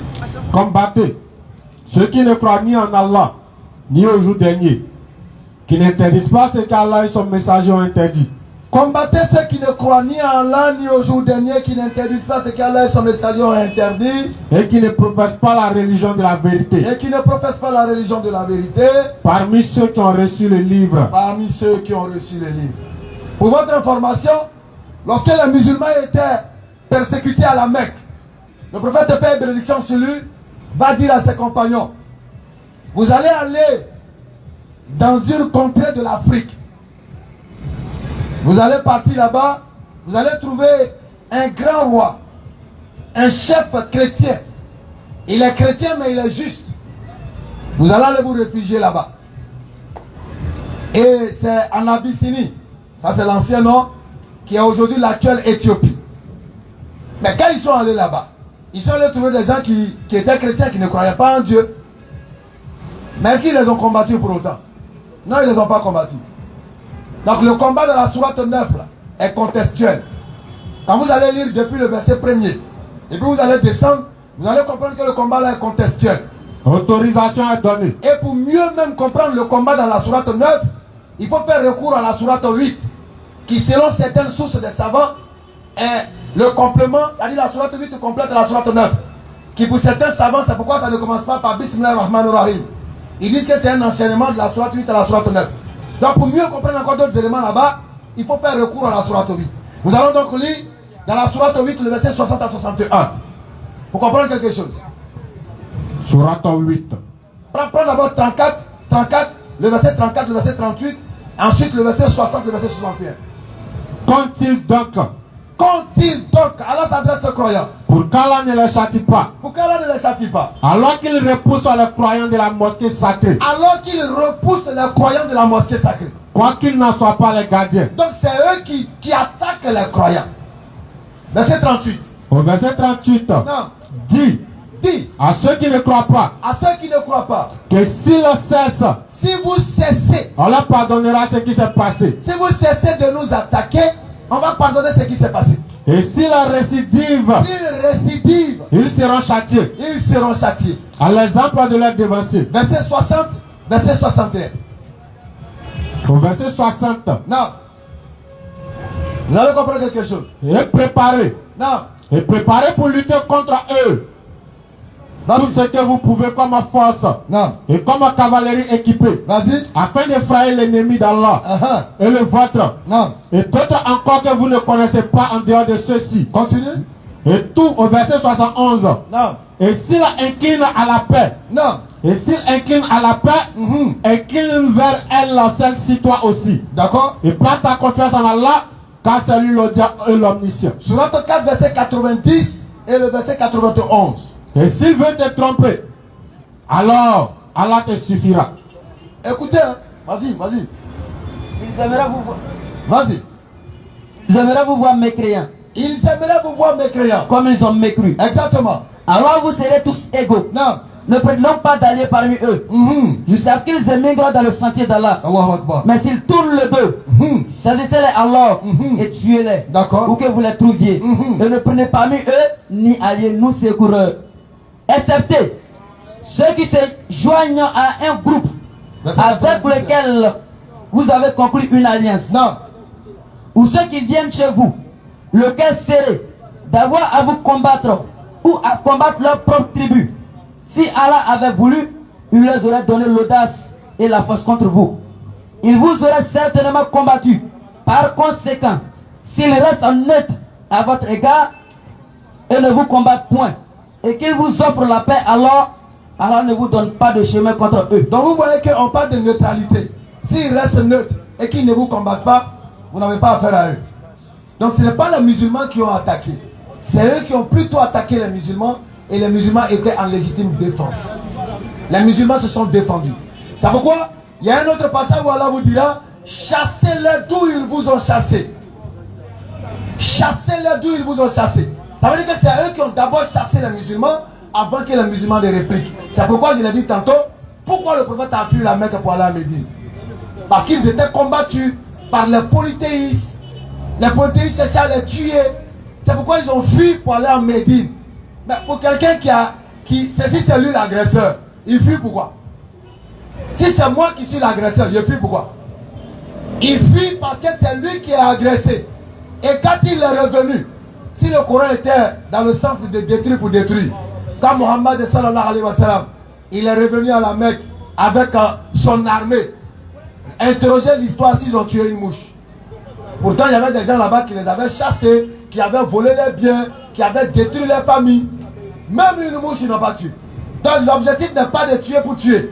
Mais ceux qui sont injustes, qui sèment la corruption sur la terre, c'est ceux-là qui sont ennemis d'Allah. Surat 9, le verset 13. Ce n'est pas tous les idolâtres qui sont forcément ennemis d'Allah. Non.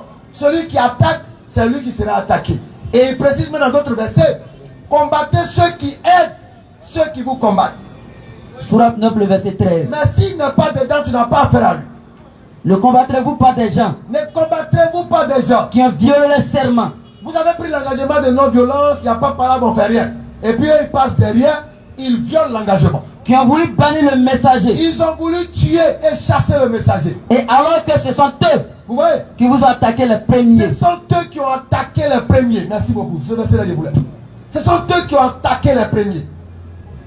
Ben, moi, je suis à moi de légitime défense, champion. Si tu m'as attaqué le premier, que je vais me défendre. Ah, si j'ai lancé, je m'en vais. C'est ça. Je m'en vais. Sauf là où je vais dire, bon, je m'arrête. Tu m'as provoqué, je m'en vais. Donc c'est eux qui ont attaqué les premiers. Et dans la sourate 9, ils ont pris un pacte de non-agression. Et comme ils ont vu que les musulmans étaient un peu en jeûne dans la sacralité, ils ont rompu le jeûne et puis ils ont attaqué les musulmans. Allah dit, ah, quand le mois sacré va finir, comme eux, ils savent que vous êtes en état où vous ne pouvez pas faire un mouvement, machin, ils vous ont laissé. Quand ça va finir, moi je vous donne l'ordre maintenant de vous défendre. Donc voici la vérité en réalité sur la sourate 9, verset 29, Inch'Allah.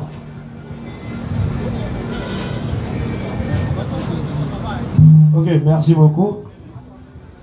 Monsieur Ahmed a demandé.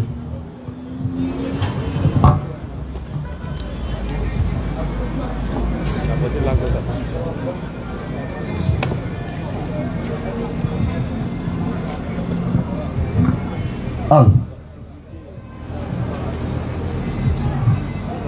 Bonsoir à tout le monde. Bonsoir. Voilà, je voudrais juste poser une question. Parce que je viens à peine d'arriver. Lorsque je suis arrivé, vous êtes en train de parler le verset du livre de Matthieu 7, le verset 22. 21 à 22. Matthieu 7. 7. Matthieu 7, c'est ça non? Oui, 7, 21 à 22. 21 à 22. Voilà, vous êtes en train d'expliquer que des gens ont fait des miracles par le nom de Jésus et Jésus ne les a pas reconnus. Bon, dans vos dits, je n'ai pas trop saisi. J'aimerais savoir pourquoi est-ce que je cherche à comprendre. Pourquoi est-ce que Jésus ne les a pas reconnus? C'est ma question. D'abord. Vous avez dit quel était votre prénom? Ahmed. Ahmed, est-ce que vous êtes musulman? Je ne suis pas musulman. Ah, voilà la vérité. Donc, à tous ceux qui pensent que quand on s'appelle Ahmed, Mohamed, Chaka, Solo, on est musulman. Voici une preuve vivante. Le nom n'est pas une preuve d'appartenance religieuse. Il faut retenir ça à partir d'aujourd'hui. Donc, quand tu vas voir Chaka assis dans Maki, en train de boire bière, Madou, en train de boire bière, Solo, en train de boire bière, Ahmed, en train de boire bière, ne dis pas qu'il est musulman. Même si c'est un djoula. Ne dis pas qu'il est musulman. Voici Ahmed, il n'est pas musulman. Bon, quand lui sera assis peut-être dans un maquis, et puis on va crier, et puis ça va, et puis le champagnat. Ah, vous avez vu. Voilà la vérité. Alors, pour revenir à la question de Matthieu chapitre 7, le verset 21, je pense que le verset il est clair. Jésus a orienté ses disciples vers Dieu. Jésus lui-même, quand il voulait demander quelque chose, quand il voulait opérer un miracle, il s'adressait à qui? À Dieu. Ses disciples l'ont vu. Donc ses disciples l'ont vu faire. C'est pourquoi il leur a dit, tout ce que vous demanderez en mon nom. Écoute bien. Il faut garder en tête Jean chapitre 12, le verset 49. Je ne dis rien de moi-même. Tout ce que j'ai dit, c'est le Père qui m'envoie dit. Quand vous demanderez en mon nom, qui met ça dans sa bouche déjà, c'est Dieu. Demandez au nom de qui? En réalité, c'est au nom du Père. Parce que lui-même, Jésus, toutes ses prières, il les a adressées à Dieu pour opérer ces miracles. Maintenant, pourquoi vous, pour opérer le miracle, vous allez venir dire au nom de Jésus, Seigneur des... Non, ça ne tient pas. C'est pourquoi il va dire, vous là, vous commettez l'iniquité. Hein. Arrière de moi, je ne vous connais pas. Pourtant, il avait déjà dit dans un autre verset qu'on va lire dans le livre de Matthieu. Matthieu 12, le verset 30. Matthieu chapitre 12, le verset 30. Celui qui n'est pas avec moi. Celui qui n'est pas contre ou bien avec. Celui qui n'est pas avec moi est contre moi. Celui qui n'est pas avec moi est contre moi. Mais quand ils disent au nom de Jésus, ils sont avec Jésus, mais ils ne sont pas avec Jésus. Ils sont avec lui. Parce qu'ils ont vu des gens faire des miracles. D'après eux, au nom de Jésus. Ils disent, mais il dit non, laisse. Celui qui n'est pas contre nous, il est avec nous. Mais pourquoi ici il vient dire arrête de moi, je ne vous connais pas. C'est là il faut comprendre que tout miracle doit s'opérer au nom du Créateur, au nom de Jésus. Et non au nom de Jésus. Parce que Jésus lui-même il opérait les miracles au nom du Créateur. Voilà l'enseignement. D'accord, merci beaucoup. Moi j'aimerais qu'on lit ensemble le verset là. Je peux, avec votre permission, je peux lire Matthieu 7, le verset 21. J'ai dit, je vais juste corriger l'ambiguïté dans ce passage, là, vous essayez de comprendre aussi avec moi. Le verset 21 dit quoi? Ceux qui me disent Seigneur, Seigneur, n'entreront pas tous dans le royaume des cieux, mais celui-là, seul qui fait la volonté de mon Père qui est dans les cieux. Le verset 22, on dit, plusieurs me diront en ce jour, Seigneur, Seigneur, n'avons-nous pas prophétisé par ton nom? N'avons-nous pas chassé des démons par ton nom? Et n'avons-nous pas fait beaucoup de miracles par ton nom? Le verset 23, alors je leur dirai ouvertement, je ne vous ai jamais connu, retirez-vous de moi, vous qui commettez l'iniquité.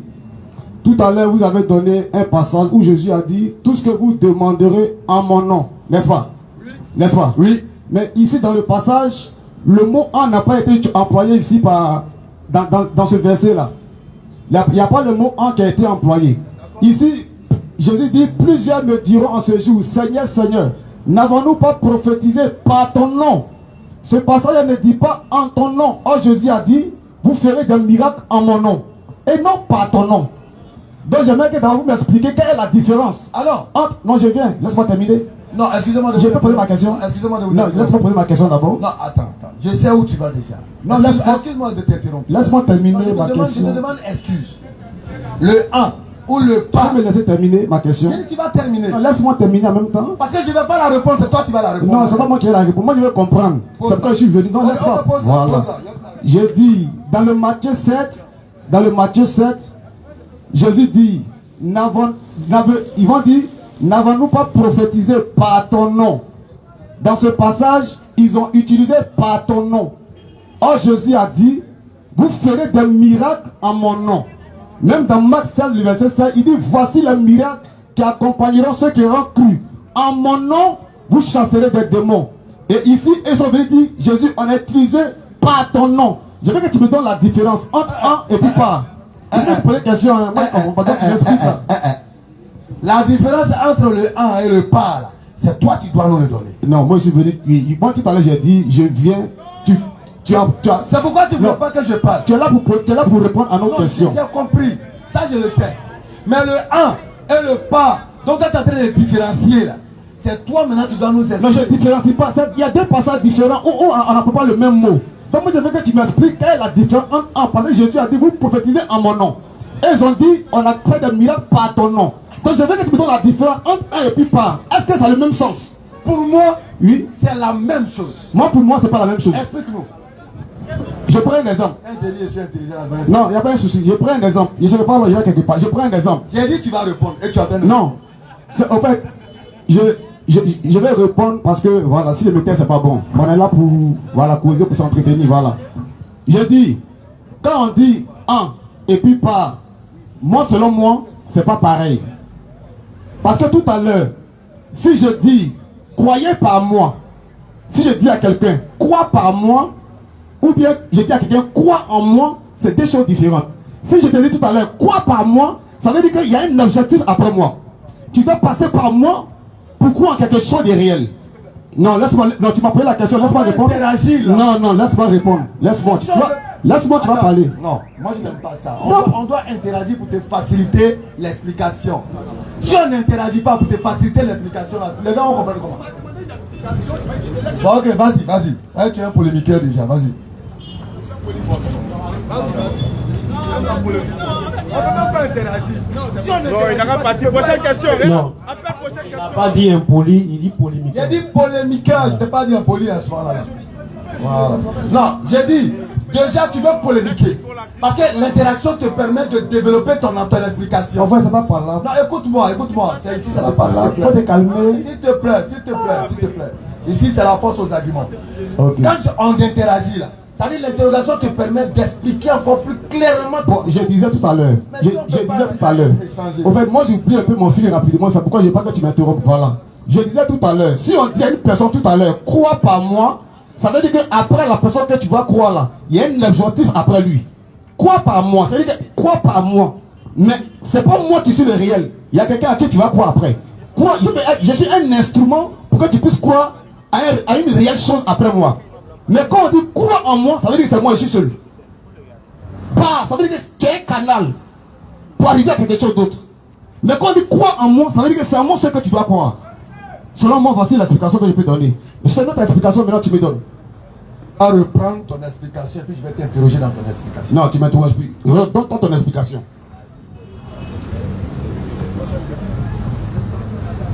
En fait, regarde, quand tu poses ta question, il faut qu'il te pose des interrogations pour qu'il puisse mieux comprendre la question.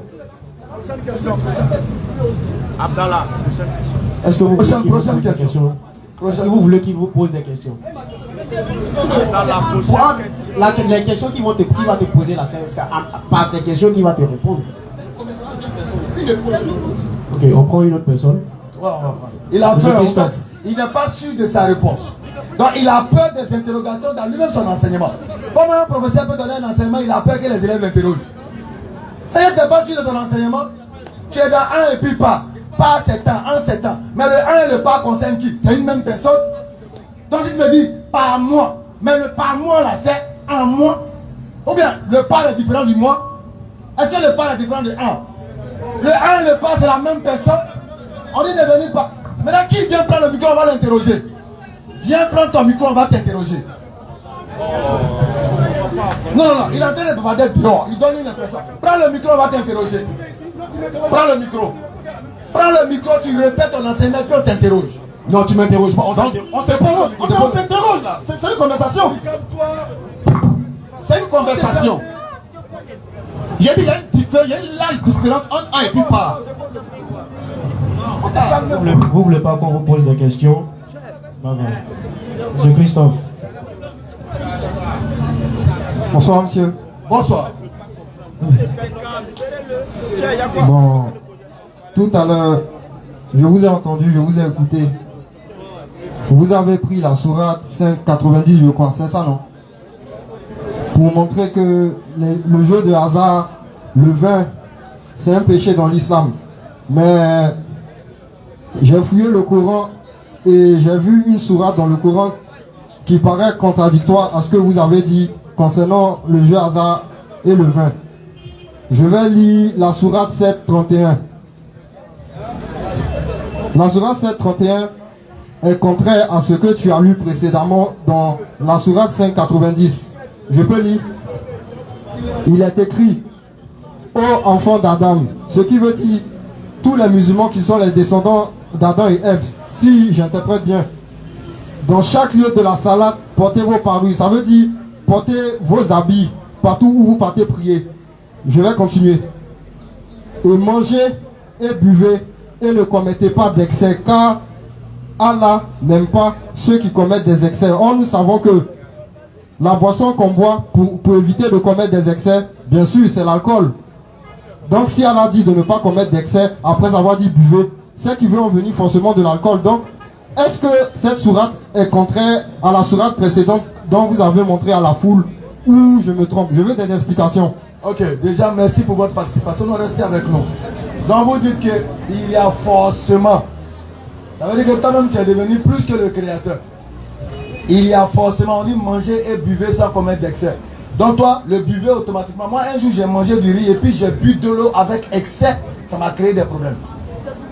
J'ai mangé et quand j'ai bu l'eau, parce que je venais de faire du sport, quand j'ai bu une gorgée, c'était tellement doux, j'ai bu jusqu'à j'ai dépassé même, j'ai atteint l'excès, j'ai eu mal au ventre. Donc toi quand tu entends buvez net là, c'est alcool.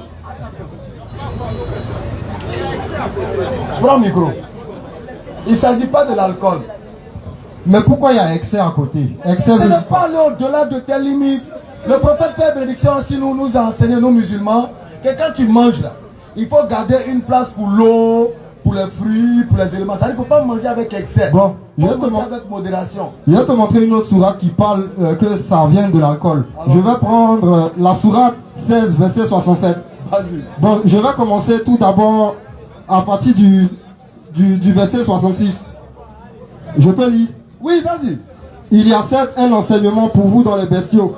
2 points. Nous abreuvons de ceux qui est dans leur ventre un produit extrait du mélange des excréments intestinaux et du sang, un lait plus délicieux pour les buveurs. Maintenant, je continue au verset 67 qui va confirmer. Il est écrit: des fruits et des palmiers, vous retirez une boisson enivrante. Je dis bien enivrante, et un allemand excellent. Et on continue encore. Il y a vraiment là un signe pour des gens qui raisonnent. Ça veut dire que si vous discutez ça là, c'est que vous voulez raisonner quand même. Expliquez ça. C'est écrit enivrante, des boissons enivrantes. Frère, quand Dieu a créé palmier là, il a dit à l'homme d'aller enlever Koutougou dedans. Je te pose la question. C'était pour récolter les graines ou bien c'était pour enlever Koutougou dedans? Mais quand on retire une boisson enivrante, on fait quoi avec? D'abord une question. Quand Dieu a créé son palmier là, c'était pour enlever les graines là, pour faire sauce graine, ou bien c'était pour aller enlever bandit des bavlés là? Pour moi, c'était pour tout faire. Tout est utile dans la vie. Non. L'extraction du bandit là, ça c'est de la connaissance de l'homme. Quand il crée le raisin, est-ce qu'il crée le raisin pour que vous allez fabriquer du vin? C'est l'homme maintenant qui va mûrir, créer son élément. Quand on fabrique un couteau, ça pour faire quoi? Ben, c'est pour faire la cuisine. Non, c'est pas faux, c'est faux. Ça pour tuer, ça pour tuer. Moi je dis c'est pour tuer. Prends ton micro. Bon, c'est ceux qui ont une mauvaise foi dans le cœur qui font ce genre de trucs. Non, non, ça n'a rien à voir ça, s'il vous plaît, ça n'a rien à voir. Vous vous trompez. Il y a plein de versets même qui disent qu'il faut boire dans le Coran. Je peux vous montrer plein. Non, non, frère. Ça n'existe pas dans le Coran. Dans le Coran, tu ne vas pas trouver des versets qui disent qu'il faut boire. Mais on va t'expliquer. Expliquez. À l'époque, avant que le prophète ne commence sa prophétie, le peuple là, les Arabes parmi les mécréants et autres là, ils étaient beaucoup ivrognes. Ils avaient une mauvaise vie. Ils buvaient, ils tuaient, ils enterraient, ils faisaient tout ce qui est mauvais. Mais quand le prophète il vient, progressivement, il va les enlever dans les ténèbres. Il va les arracher des mots qu'ils font. Un peu. Il commence par dire, lorsque vous allez prier là, n'allez pas prier quand vous êtes saoulé. Tu vois là? Il dit, n'allez pas prier quand vous êtes saoulé. Mais ce verset se comprend avec un autre verset.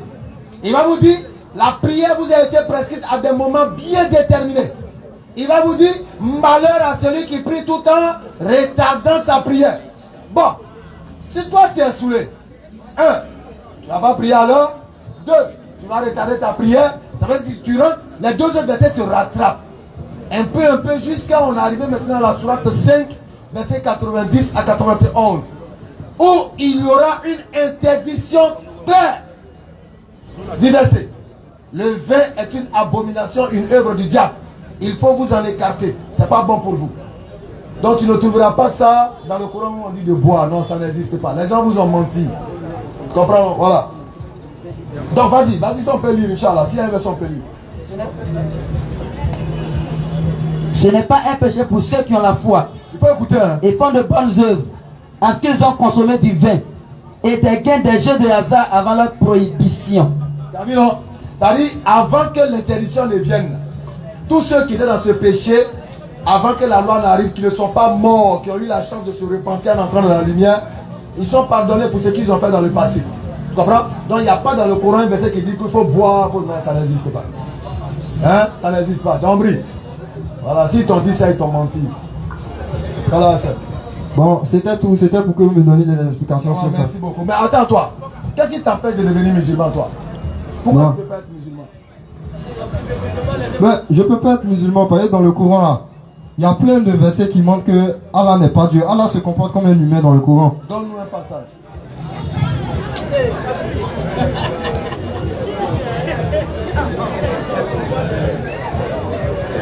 Mais tu es chrétien, non? Je suis chrétien. Jésus là, il est quoi? Pour moi, Jésus là, il a dit mon Père, il a dit mon Dieu qui est votre Dieu. Mais moi je dis c'est toujours Dieu qui est là. Donc Jésus est Dieu, non? Il est Dieu. Mais tu dis qu'Allah n'est pas Dieu parce qu'il se comporte comme un humain. Et Jésus lui, il est quoi? Jésus là, lui au moins, il dit que c'est dans son côté humain que lui, il est Dieu. Donc, mais vous, votre Dieu, Allah, dans sa propre divinité, il se comporte comme un humain là-bas. D'accord. Est-ce que Jésus aussi se comporte comme un humain? Jésus? Oui. Mais Jésus, il est obligé de prendre plusieurs positions. Non. Est-ce qu'il se comporte comme un humain? Mais oui. Est-ce qu'il est Dieu? Pendant ce temps, il est Dieu. Mais attendez, je vais vous dire un verset qui va vous choquer. Attends. Selon toi, tu dis Allah se comporte comme un humain, non? Étant divin. Est-ce qu'il est Dieu? Mais il ne peut pas être Dieu aussi. Est-ce que Jésus se comporte comme un humain? Pour Jésus là, ça n'a rien à voir pour vous. Ok. On a compris. Nous, notre Dieu là, lui, il ne prie pas dans sa divinité, mais dans son corps charnel là, il peut prier. Ah. Oui.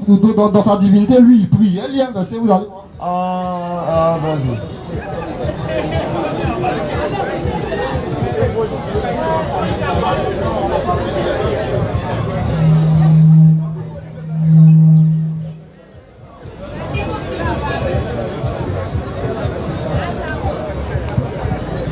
Ce qu'il y a là, c'est pas moi qui ai écrit, hein. C'est le Coran, c'est votre Coran. Si vous voulez, dites qu'ils ont mal traduit le Coran, mais moi, c'est ce que moi je vois.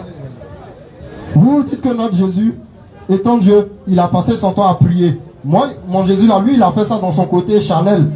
Mais vous, votre Allah, dans son côté divin qui n'a rien à voir avec le côté charnel, regardez ce qu'il fait. C'est écrit dans la sourate 33, verset 56. 7. Allah et ses anges. Ça veut dire que Allah se met ensemble avec ses anges étant Dieu. Hein. Prie sur le prophète. Allah là, mais il se met ensemble avec ses anges pour prier sur le prophète. Il prie quel Dieu qui est plus grand que lui sur le prophète. Question. D'accord. Dis-moi. Est-ce que dans la Bible il est mentionné béni soit l'Éternel? La Bible. Béni soit l'Éternel. Tu as déjà entendu ça dans la Bible quand même. Béni soit l'Éternel. Mais oui. Est-ce que l'Éternel il est maudit? Non, il n'est pas maudit. Mais pourquoi on le bénit? Hein? Pourquoi on le bénit? Mais on peut le faire. Ésaïe 29 par le verset 16. Attends. Donc toi tu bénis Dieu. Toi tu as béni Dieu. Ou bien c'est Dieu qui doit te bénir? Non, quand on dit on bénit Dieu là, ça veut dire que on le renvoie, on reconnaît qu'il est Dieu, on le glorifie. D'accord. Maintenant, quand Dieu prie sur un homme, est-ce que c'est il est en train d'adorer l'homme ou bien il est en train de lui faire une bénédiction? Il n'est pas en train d'adorer un homme. Mais quand on dit le mot prier, ça veut dire adresser sa prière à quelqu'un qui est plus grand que lui. Mais votre Allah là, il prie qui est plus grand que lui? C'est ma question qu'elle a. Attends. Moi je vais t'amener à comprendre. Hein. Regarde un mot. J'adore ma femme. J'adore Dieu. Est-ce que ça a le même sens? J'adore ma femme, j'adore Dieu. Adorer ta femme et puis adorer Dieu. Est-ce que ça a le même sens? Non. Ça n'a pas le même sens, non? Non. Donc quand Dieu prie sur sa créature, et puis moi je prie Dieu, est-ce que ça a le même sens? Non. Merci. Mais si Dieu prie sur sa créature là, il prie qui? Il prie qui de plus grand que lui? C'est ma question qu'elle a. Tu ne pourras pas répondre. Tu ne pourras pas répondre à ça, je suis sûr. Je le jure même. Mais tu viens de répondre toi-même. Allah prie qui est plus grand que lui sur ce prophète? Il prie qui? En réalité, un mot n'a de sens que dans son contexte. C'est ce que je t'ai démontré. J'adore ma femme, j'adore Dieu. C'est le verbe adorer dans les deux cas. Tu adores ta femme et j'adore Dieu. Et j'adore Dieu. Pourtant c'est le même verbe, hein, adorer. Mais si tu adores ta femme là, c'est que tu la prends pour Dieu? C'est Dieu que tu dois adorer. Mais ici là, c'est pas une question d'adorer, c'est une question de prière. On dit Allah a prié. Il a prié le prophète. Mais il prie qui? C'est qu'il y a quelqu'un qui est plus grand que lui? C'est ça ma question? Il va pas répondre. Allah n'est pas Dieu, c'est un humain. Il a prié. Ok. Je pense qu'on a expliqué, mais tu refuses de l'accepter. Quand tu dis que tu adores ta femme, tu adores Dieu, on adore Dieu dans le sens du culte. Adorer sa femme, c'est dans le sens d'exprimer son amour. C'est différent. Quand moi je prie Dieu, je demande en tant que celui qui est en dessous. Quand Dieu lui prie pour moi ou sur moi, Dieu prie. Frère, béni soit l'Éternel. Pourquoi toi tu bénis l'Éternel? Mais ça c'est pas prier, c'est... Non, une prière, écoute-moi. Une bénédiction est une prière. Qui a dit ça? Écoute-moi. Que le Seigneur fasse que tu deviennes musulman. Moi. Attends, est-ce que c'est une bénédiction? Non, laisse d'abord la passion. Est-ce que c'est une bénédiction? Que le Seigneur fasse que tu deviennes musulman. Est-ce que j'ai adressé une bénédiction? Mais que le Seigneur fasse que je sois musulman. Est-ce que c'est un souhait? Est-ce que c'est un souhait? C'est un souhait, tu as souhaité ça? Est-ce qu'en même temps c'est une prière? Bon, ça peut être une prière. Tu as vu, non? Maintenant, quand on retourne dans le sens de béni soit l'Éternel, est-ce que toi tu peux bénir l'Éternel dans le sens de lui faire des bénédictions? Est-ce que toi tu peux le faire? Moi je peux le bénir de... Bon, en fait, bénir là, il y a plusieurs façons de dire que je bénis Dieu. Merci beaucoup. Il y a plusieurs façons. Donc, Allah prie aussi là. Il faut le comprendre maintenant dans un autre sens, dans le sens de la bénédiction. Et non dans le sens de l'adoration. Est-ce que tu vois? C'est tellement clair. C'est toi-même qui es en train de te fatiguer. Moi, c'est le mot prier là qui me fatigue. Moi-même, c'est le mot béni là même qui me fatigue. Tu vois, non? C'est le mot béni l'Éternel là qui me fatigue. Ça me fatigue même. Comment toi tu veux bénir l'Éternel? Comment? Toi, tu es qui pour bénir l'Éternel? Mais bénir l'Éternel, ça veut dire reconnaître qu'il est le Dieu Tout-Puissant, l'adorer. C'est ça. Donc quand Dieu bénit une personne, ça veut dire que Dieu lui apporte toute sa gloire, toute sa lumière sur lui, tous ses doigts ou tous ses éléments. Ça, c'est possible, c'est possible. Alors, mais Dieu ne peut pas prier. C'est ça mon problème. Oh, j'en ai fini. Moi, je suis Waro, il n'y a plus mon explication. Ah, tu peux pas.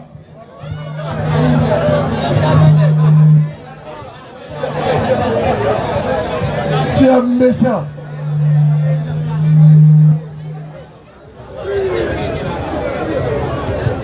Ok, il y a une soeur qui demande. Il y a une soeur qui demande.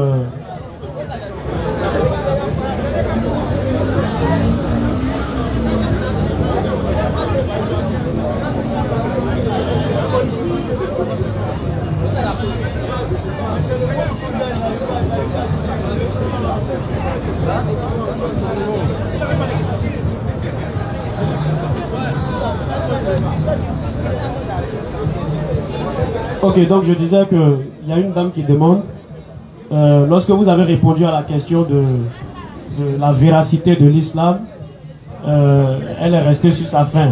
Parce que quand elle plonge dans le Coran, elle voit que il y a un verset qui dit que les musulmans vont en enfer. La sourate 19, verset 72. Et quand elle lit le verset, elle voit effectivement que les musulmans vont en enfer. Donc elle a besoin vraiment d'explication.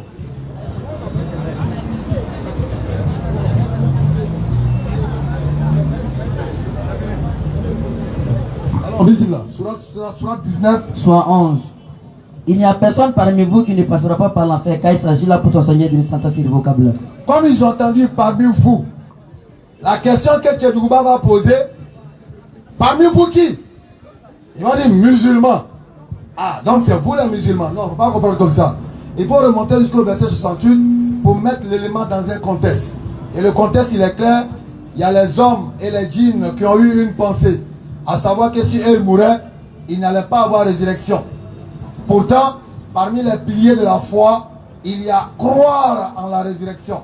Un musulman qui ne croit pas en la résurrection, tu n'as plus la foi. Parce que tu as régné un élément de la foi. Donc, eux, ils ont régné cet élément-là. Et Allah, au verset 60, va dire, il n'y a personne parmi vous. Vous qui, les deux entités citées plus haut, qui ont régné. Au verset 68. Qui dit, par ton Seigneur, assurément, nous les rassemblerons, eux et les diables. Puis, mais qu'est-ce que eux et les diables? Ils ont dit, on monte au verset 66, 67. pour voir ce que eux et les diables ont dit. L'homme ne se rappelle-t-il pas? Non, avant cela. Au verset 66. Non. Et l'homme dit, une fois mort, ne sortira-t-on vivant? Donc lui-même, un croyant même se pose même pas cette question. Parce que dans la règle de la foi, je crois que si je meurs, je ressuscite et je serai jugé. Donc une fois que tu dis, tiens, est-ce que si on meurt, même est-ce qu'on va ressusciter? Tu es en train de sortir de la foi. Tu es en train de faire preuve de mécréance. Donc, cet homme qui a pensé comme ça, et le diable qui lui a insufflé cette pensée, Allah dit, il n'y a personne parmi vous, eux, qui ne passera pas par l'enfer. Maintenant, pour couper court, est-ce que l'enfer là, c'est une destination ou bien c'est un passage? Je pose la question à celui qui pose la question. L'enfer est une destination pour les damnés et non un passage. Mais si je passe par le palais, il n'y a personne parmi vous qui ne passera pas par le palais pour rallier peut-être à gauche. Est-ce que ça veut dire que tu restes au palais? Non. Tu traverses le palais en admirant les immeubles, les magasins, et puis tu regardes les morts en train de boire kouloukou, et puis tu passes, tu t'en vas à gauche. Tu as fini d'apprécier les gens qui sont damnés, ils sont en train de foutre la merde, ils sont en train de les chicoter. Tu as regardé et puis tu continues ton chemin. Donc c'est un passage, ce n'est pas une destination. Voilà ce qu'il faut comprendre pour faire très simple, Inch'Allah. Alors, on va revenir rapidement au frère que l'enseignant qui a eu peur que les élèves puissent l'interroger sur lui-même son enseignement parce qu'il a l'incertitude de ce que lui-même il dit. Monsieur en et pas. En mon nom, par mon, ça non, par mon nom, c'est ça? En mon nom, par mon nom. Mais le en mon nom, ou bien c'est par moi? Donc, par moi et en mon nom. Mais le moi là-haut, qui porte le nom du moi? Si on doit prendre le mot comme ça. Qui porte le nom là? Donc quand il dit en moi, c'est qui? Mais c'est celui dont on dit par là. Celui qu'on dit par, c'est lui le en moi. Où est le débat? Tu vas venir les séparer. On va lire deux textes. Tu n'as pas repositionné.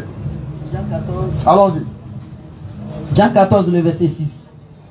Jésus lui dit, je suis le chemin, la vérité et la vie. Nul ne vient au Père que par moi. Nul ne vient au Père que par moi. Maintenant, le par moi là-haut. Quelle est la différence entre le par moi et le en moi? Jean 14, 1. Attends, le en moi. Quelle est la différence? Lorsque vous allez prendre Jean chapitre 17 à partir du verset 20, il va dire quoi? Afin que et nous soyons un. Un. Comme moi, Père, je suis un en toi. Donc, le en moi ici, c'est pas être à l'intérieur. Non. Ça te ramène toujours au pas. Allons avec la lecture du verset.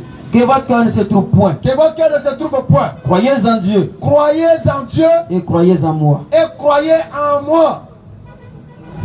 Ok. Est-ce que quand on dit croyez en moi, ça veut dire croyez à l'intérieur de moi, ou bien entrer en moi? Hein? Donc quand vous dites que bon, si tu as bien compris, il faut le respecter. Donc le pas moi, il dit pas ses canaux. Aïe. Ah ouais. Non, mais voilà que le verset il est clair là. Croyez en Dieu, croyez en moi. Ça devient quoi? Une destination pour croire en Dieu. Croyez en Dieu, croyez en moi. Ah! Ces mêmes éléments-là, tous les prophètes sont quoi? Ils sont des connexions entre les hommes et Dieu. Il n'y a aucune différence. Mais comme il a compris lui-même, il a eu peur qu'on l'interroge dans son enseignement. Parce qu'il allait se fourvoyer. Il a préféré partir et puis aller piailler dehors. Quand on a passé notre compréhension. Bismillah, modérateur. Ok. Monsieur. Donc vous pouvez poser votre question. Bonsoir, monsieur. Bonsoir, frère. Je précise que c'est la dernière question. Ok. Voilà. Demain, 20h, 22h, 13 000, avenue 17, rue 14, rue 15. Voilà. Avenue 17, rue 15. Bon, moi, il y a quelque chose que je voulais comprendre. Voilà, parce que depuis petit, nous, on ne sait pas lire et écrire. Donc moi, je voulais savoir, dans le Coran, là, est-ce que le Coran parle de Jésus? Bien sûr, le Coran parle de Jésus parce que mine de rien, l'histoire a fait de lui une polémique. Donc le Coran est venu clarifier et rétablir la vérité. Le Coran parle de Jésus en tant qu'enfant de Marie, non enfant de Dieu, en tant que prophète de Dieu et non Dieu. Venu annoncer la parole pour sauver et non mourir pour sauver. Donc le Coran parle de lui une chose. C'est tout. Mais attends. Jésus, il est qui pour toi? Il est qui pour toi? Non, parce que si tu vois que moi, je suis en train de... Je voulais chercher à comprendre. Moi, je voulais d'abord savoir si réellement le Coran parlait de Jésus. Voilà, parce que quand on voit ceux qui prient Jésus, là, nous, on n'arrive pas à comprendre. Comment se fait-il que... Moi, chez moi, je pense que nous tous on prie le même Dieu. Voilà, peut-être c'est la manière de comprendre qui change. Voilà. Maintenant, chez toi, là, Dieu, là, c'est qui? Bon, moi, chez moi, Dieu, c'est celui pour qui nous tous on prie. Comment il s'appelle? Bon, moi, je connais pas. Chez moi, c'est Allah. Tu es musulman? Oui. Ah ouais, faut dire ça. Quand il serait tout bon. Kala, c'est Inch'Allah. Merci d'être passé. Modérateur, ton micro. C'est bon? Alors? Monsieur Toali a appelé. Monsieur Toali. Tu as dit tout à l'heure, dernière question. J'ai reçu un ordre. Donc c'est chaque vendredi 20h, 22h, vous préparez vos questionnaires, vous allez demander au pasteur, aux frères de l'église, toutes les choubois qu'on vous a appris sur l'islam. Vous venez, on va échanger, Inch'Allah, amicalement. Bonsoir, monsieur. Bonsoir, frère. Allons-y. Veuillez m'excuser, comme il y a beaucoup d'hommes, il faudrait que les gens écoutent. C'est-à-dire, quand on parle de Dieu, on attend se méfier. Effectivement. Il ne faut pas qu'on va parler à la volée comme ça. C'est ça. C'est Dieu qui nous a mis au monde. Excusez-moi, vous êtes chrétien, musulman, athée, bouddhiste, païen? Je viens d'abord. Non, je veux savoir d'abord. Non, je viens d'abord, on va pas à pas. On va dans la simplicité, il ne faut pas qu'on aille à la volée.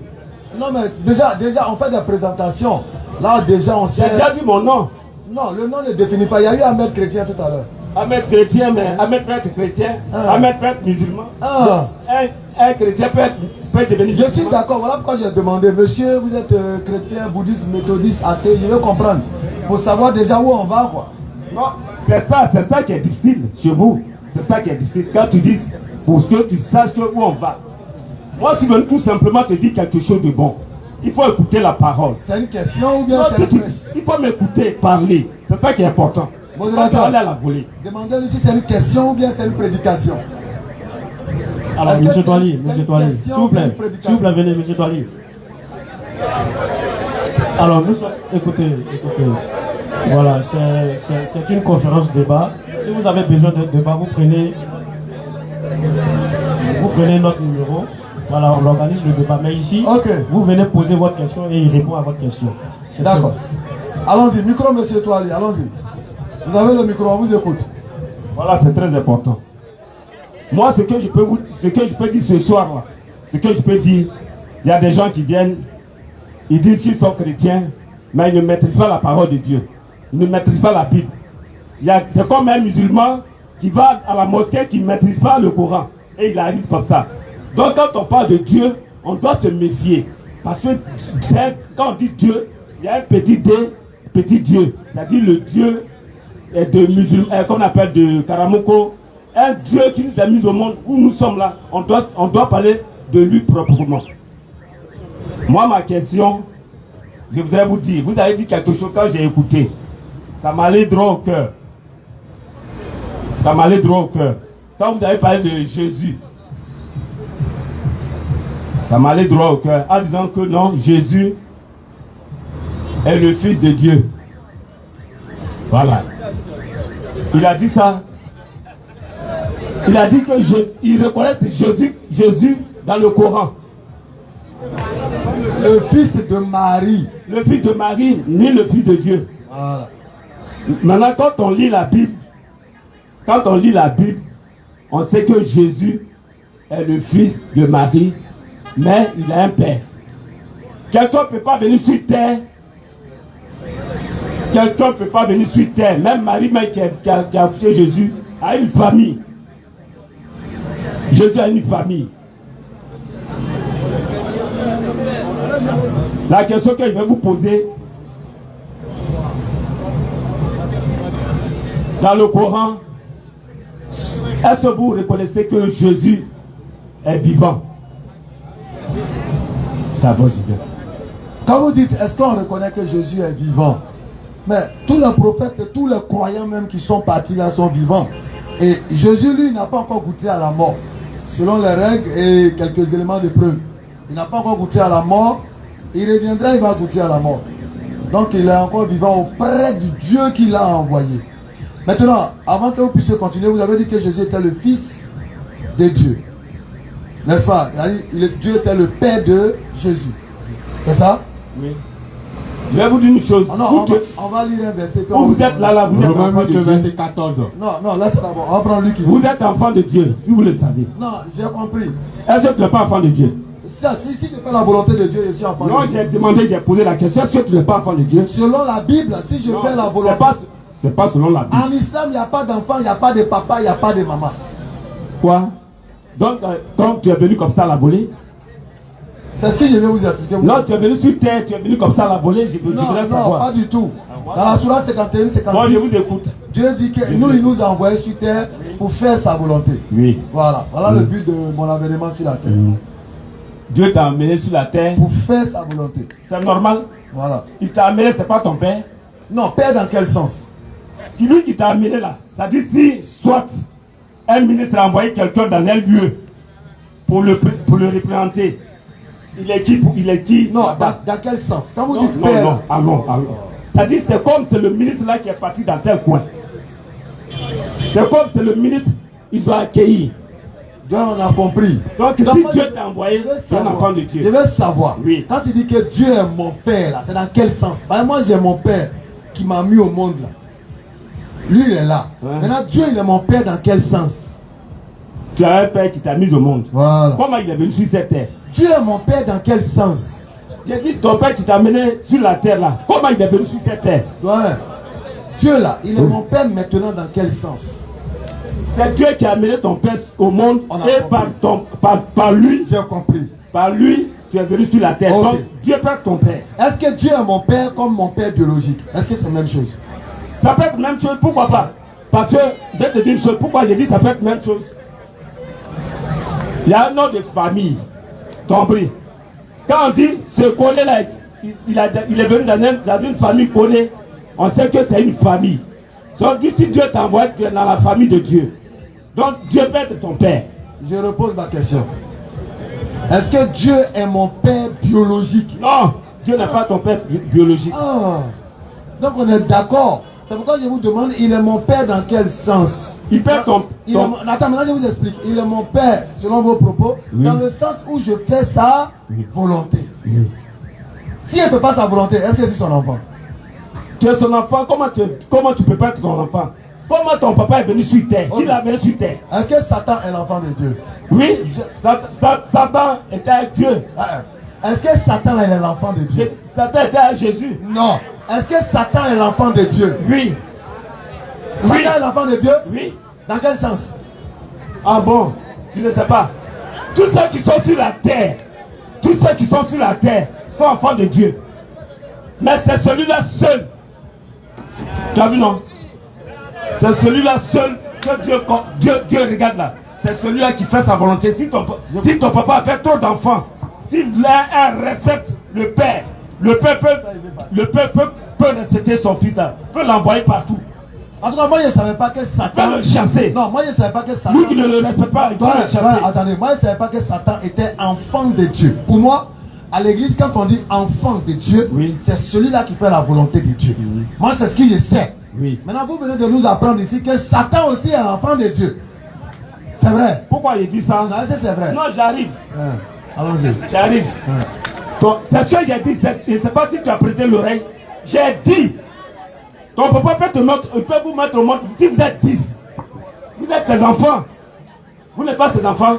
Non. On dit. Non, j'arrive. Réponds. Quiconque fait la volonté de Dieu, c'est celui-là qui est enfant de Dieu. Maintenant, quand il a refusé de faire la volonté de Dieu, il a été chassé. Mais j'ai dit Satan. J'ai dit, est-ce que Satan est l'enfant de Dieu? Il est enfant de Dieu aussi. On a compris, donc. Ouais. Toi-même, tu sais qu'il est enfant de Dieu. Je sais. Vous maîtrisez vraiment les Écritures. Non, c'est ça. C'est ça. Merci, Doyen. Maintenant, Doyen, pourquoi? Moi, je vous invite à l'islam. Je suis renseigné. Oui, on sait, Doyen. Vous avez raison. Il ne sait rien. Lui, c'est un ignorant. Oui. Vous avez raison. Satan est l'enfant de Dieu. Doyen, pourquoi vous ne pouvez pas devenir musulman, par exemple? On va vous donner votre droit. Moi, je ne peux pas dire que non, je ne peux pas devenir musulman. C'est Dieu qui décide. On sait. Je peux devenir musulman, pourquoi pas? On sait, Dieu décide. Pourquoi pas? On sait. Nous, on est d'accord que c'est Dieu qui décide. J'ai des frères qui sont musulmans. C'est Dieu qui décide. J'ai un frère mec qui est musulman. Doyen, on sait que c'est Dieu qui décide. Oui. Mais si tu t'enfermes dans la maison là, comment? Qu'est-ce que tu vas te dire là? Hein? Je peux devenir musulman, pourquoi pas? Non, on a compris. Est-ce que j'ai un frère mec qui est musulman. Il faut le savoir. Chomba. Oui. Chomba. Oui. Est-ce qu'à l'air là, tu peux devenir musulman? Si Dieu le veut. Lève ton index et puis répète après moi. Non. Donc Dieu ne veut pas. Tu n'es pas Dieu. Non, donc Dieu ne veut pas. Tu n'es pas Dieu. Ah, il dit si Dieu veut, non? Il dit si. Alors, attendez, vous dites si Dieu veut. Non, dit si là, c'est conditionnel. Très bien. Attendez, Doyen. Vous dites si Dieu veut. Doyen, attendez. Vous dites si Dieu veut. Doyen, s'il vous plaît. Vous dites si Dieu veut. Oui. Maintenant, moi là, est-ce que Dieu peut pas m'utiliser? Dieu peut t'utiliser. Maintenant, si moi j'ai dit, Doyen, levez-vous l'index, on va faire. Est-ce que c'est pas le si Dieu veut? J'ai dit si Dieu veut, c'est Dieu qui décide. C'est pas toi qui décide. Est-ce que Dieu ne décide pas au travers de l'homme? Ah bon, donc tu sais que Dieu peut, qu'on appelle, passer par l'homme. Voilà, toi il passe par moi pour te dire lève ton index droit et puis répète après moi. Mais là, non. Toi il faut lever ton doigt, je vais prier pour toi. Lève ton doigt, je vais prier pour toi. Non, c'est plus si Dieu veut. Non, prie, lève ton doigt. Merci, Doyen. Dieu d'Israël. Jésus-Christ de Nazareth. Attends. Faut pas dire non. Non, pas à part. Non. Faut pas avoir peur. Le Dieu d'Israël s'appelle comment? Non. Le Dieu d'Israël s'appelle comment? Le Dieu d'Israël s'appelle comment? Ok, merci beaucoup, monsieur Touali. On attend la conclusion. On veut connaître le nom du Dieu d'Israël. C'était la dernière question. Vendredi prochain. Bon. Il y a un qui est chaud là.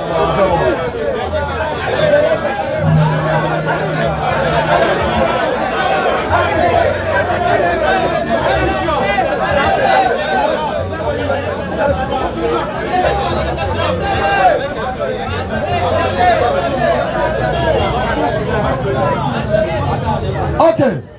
Alors, vous savez, moi ma fierté est celle-ci.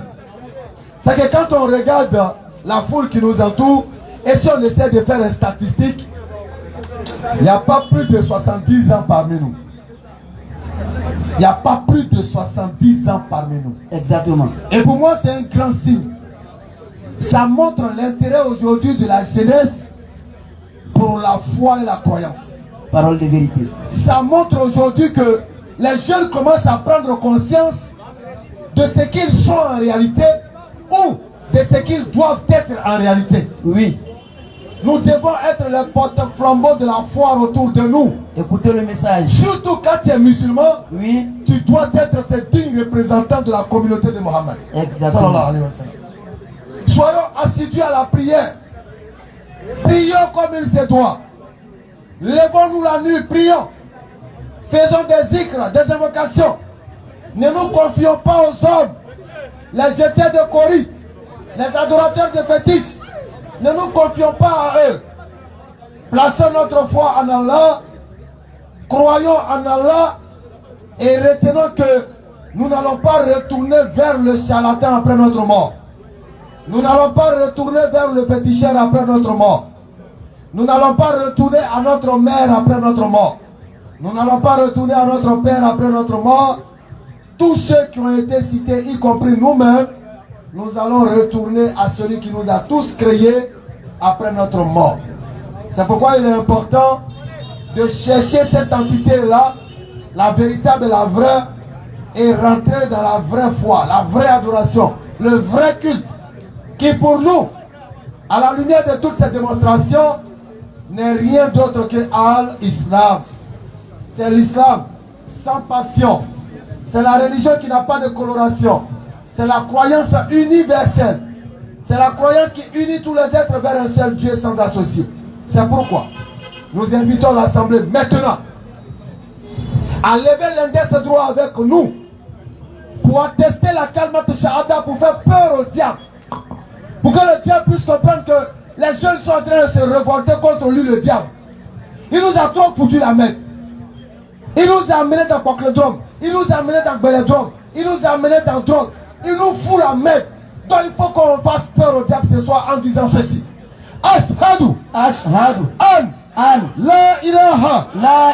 Illallah. Wa ashhadu. Anna. Muhammadan. Rasulullah. Assalamu alaikum wa rahmatullahi wa barakatuh.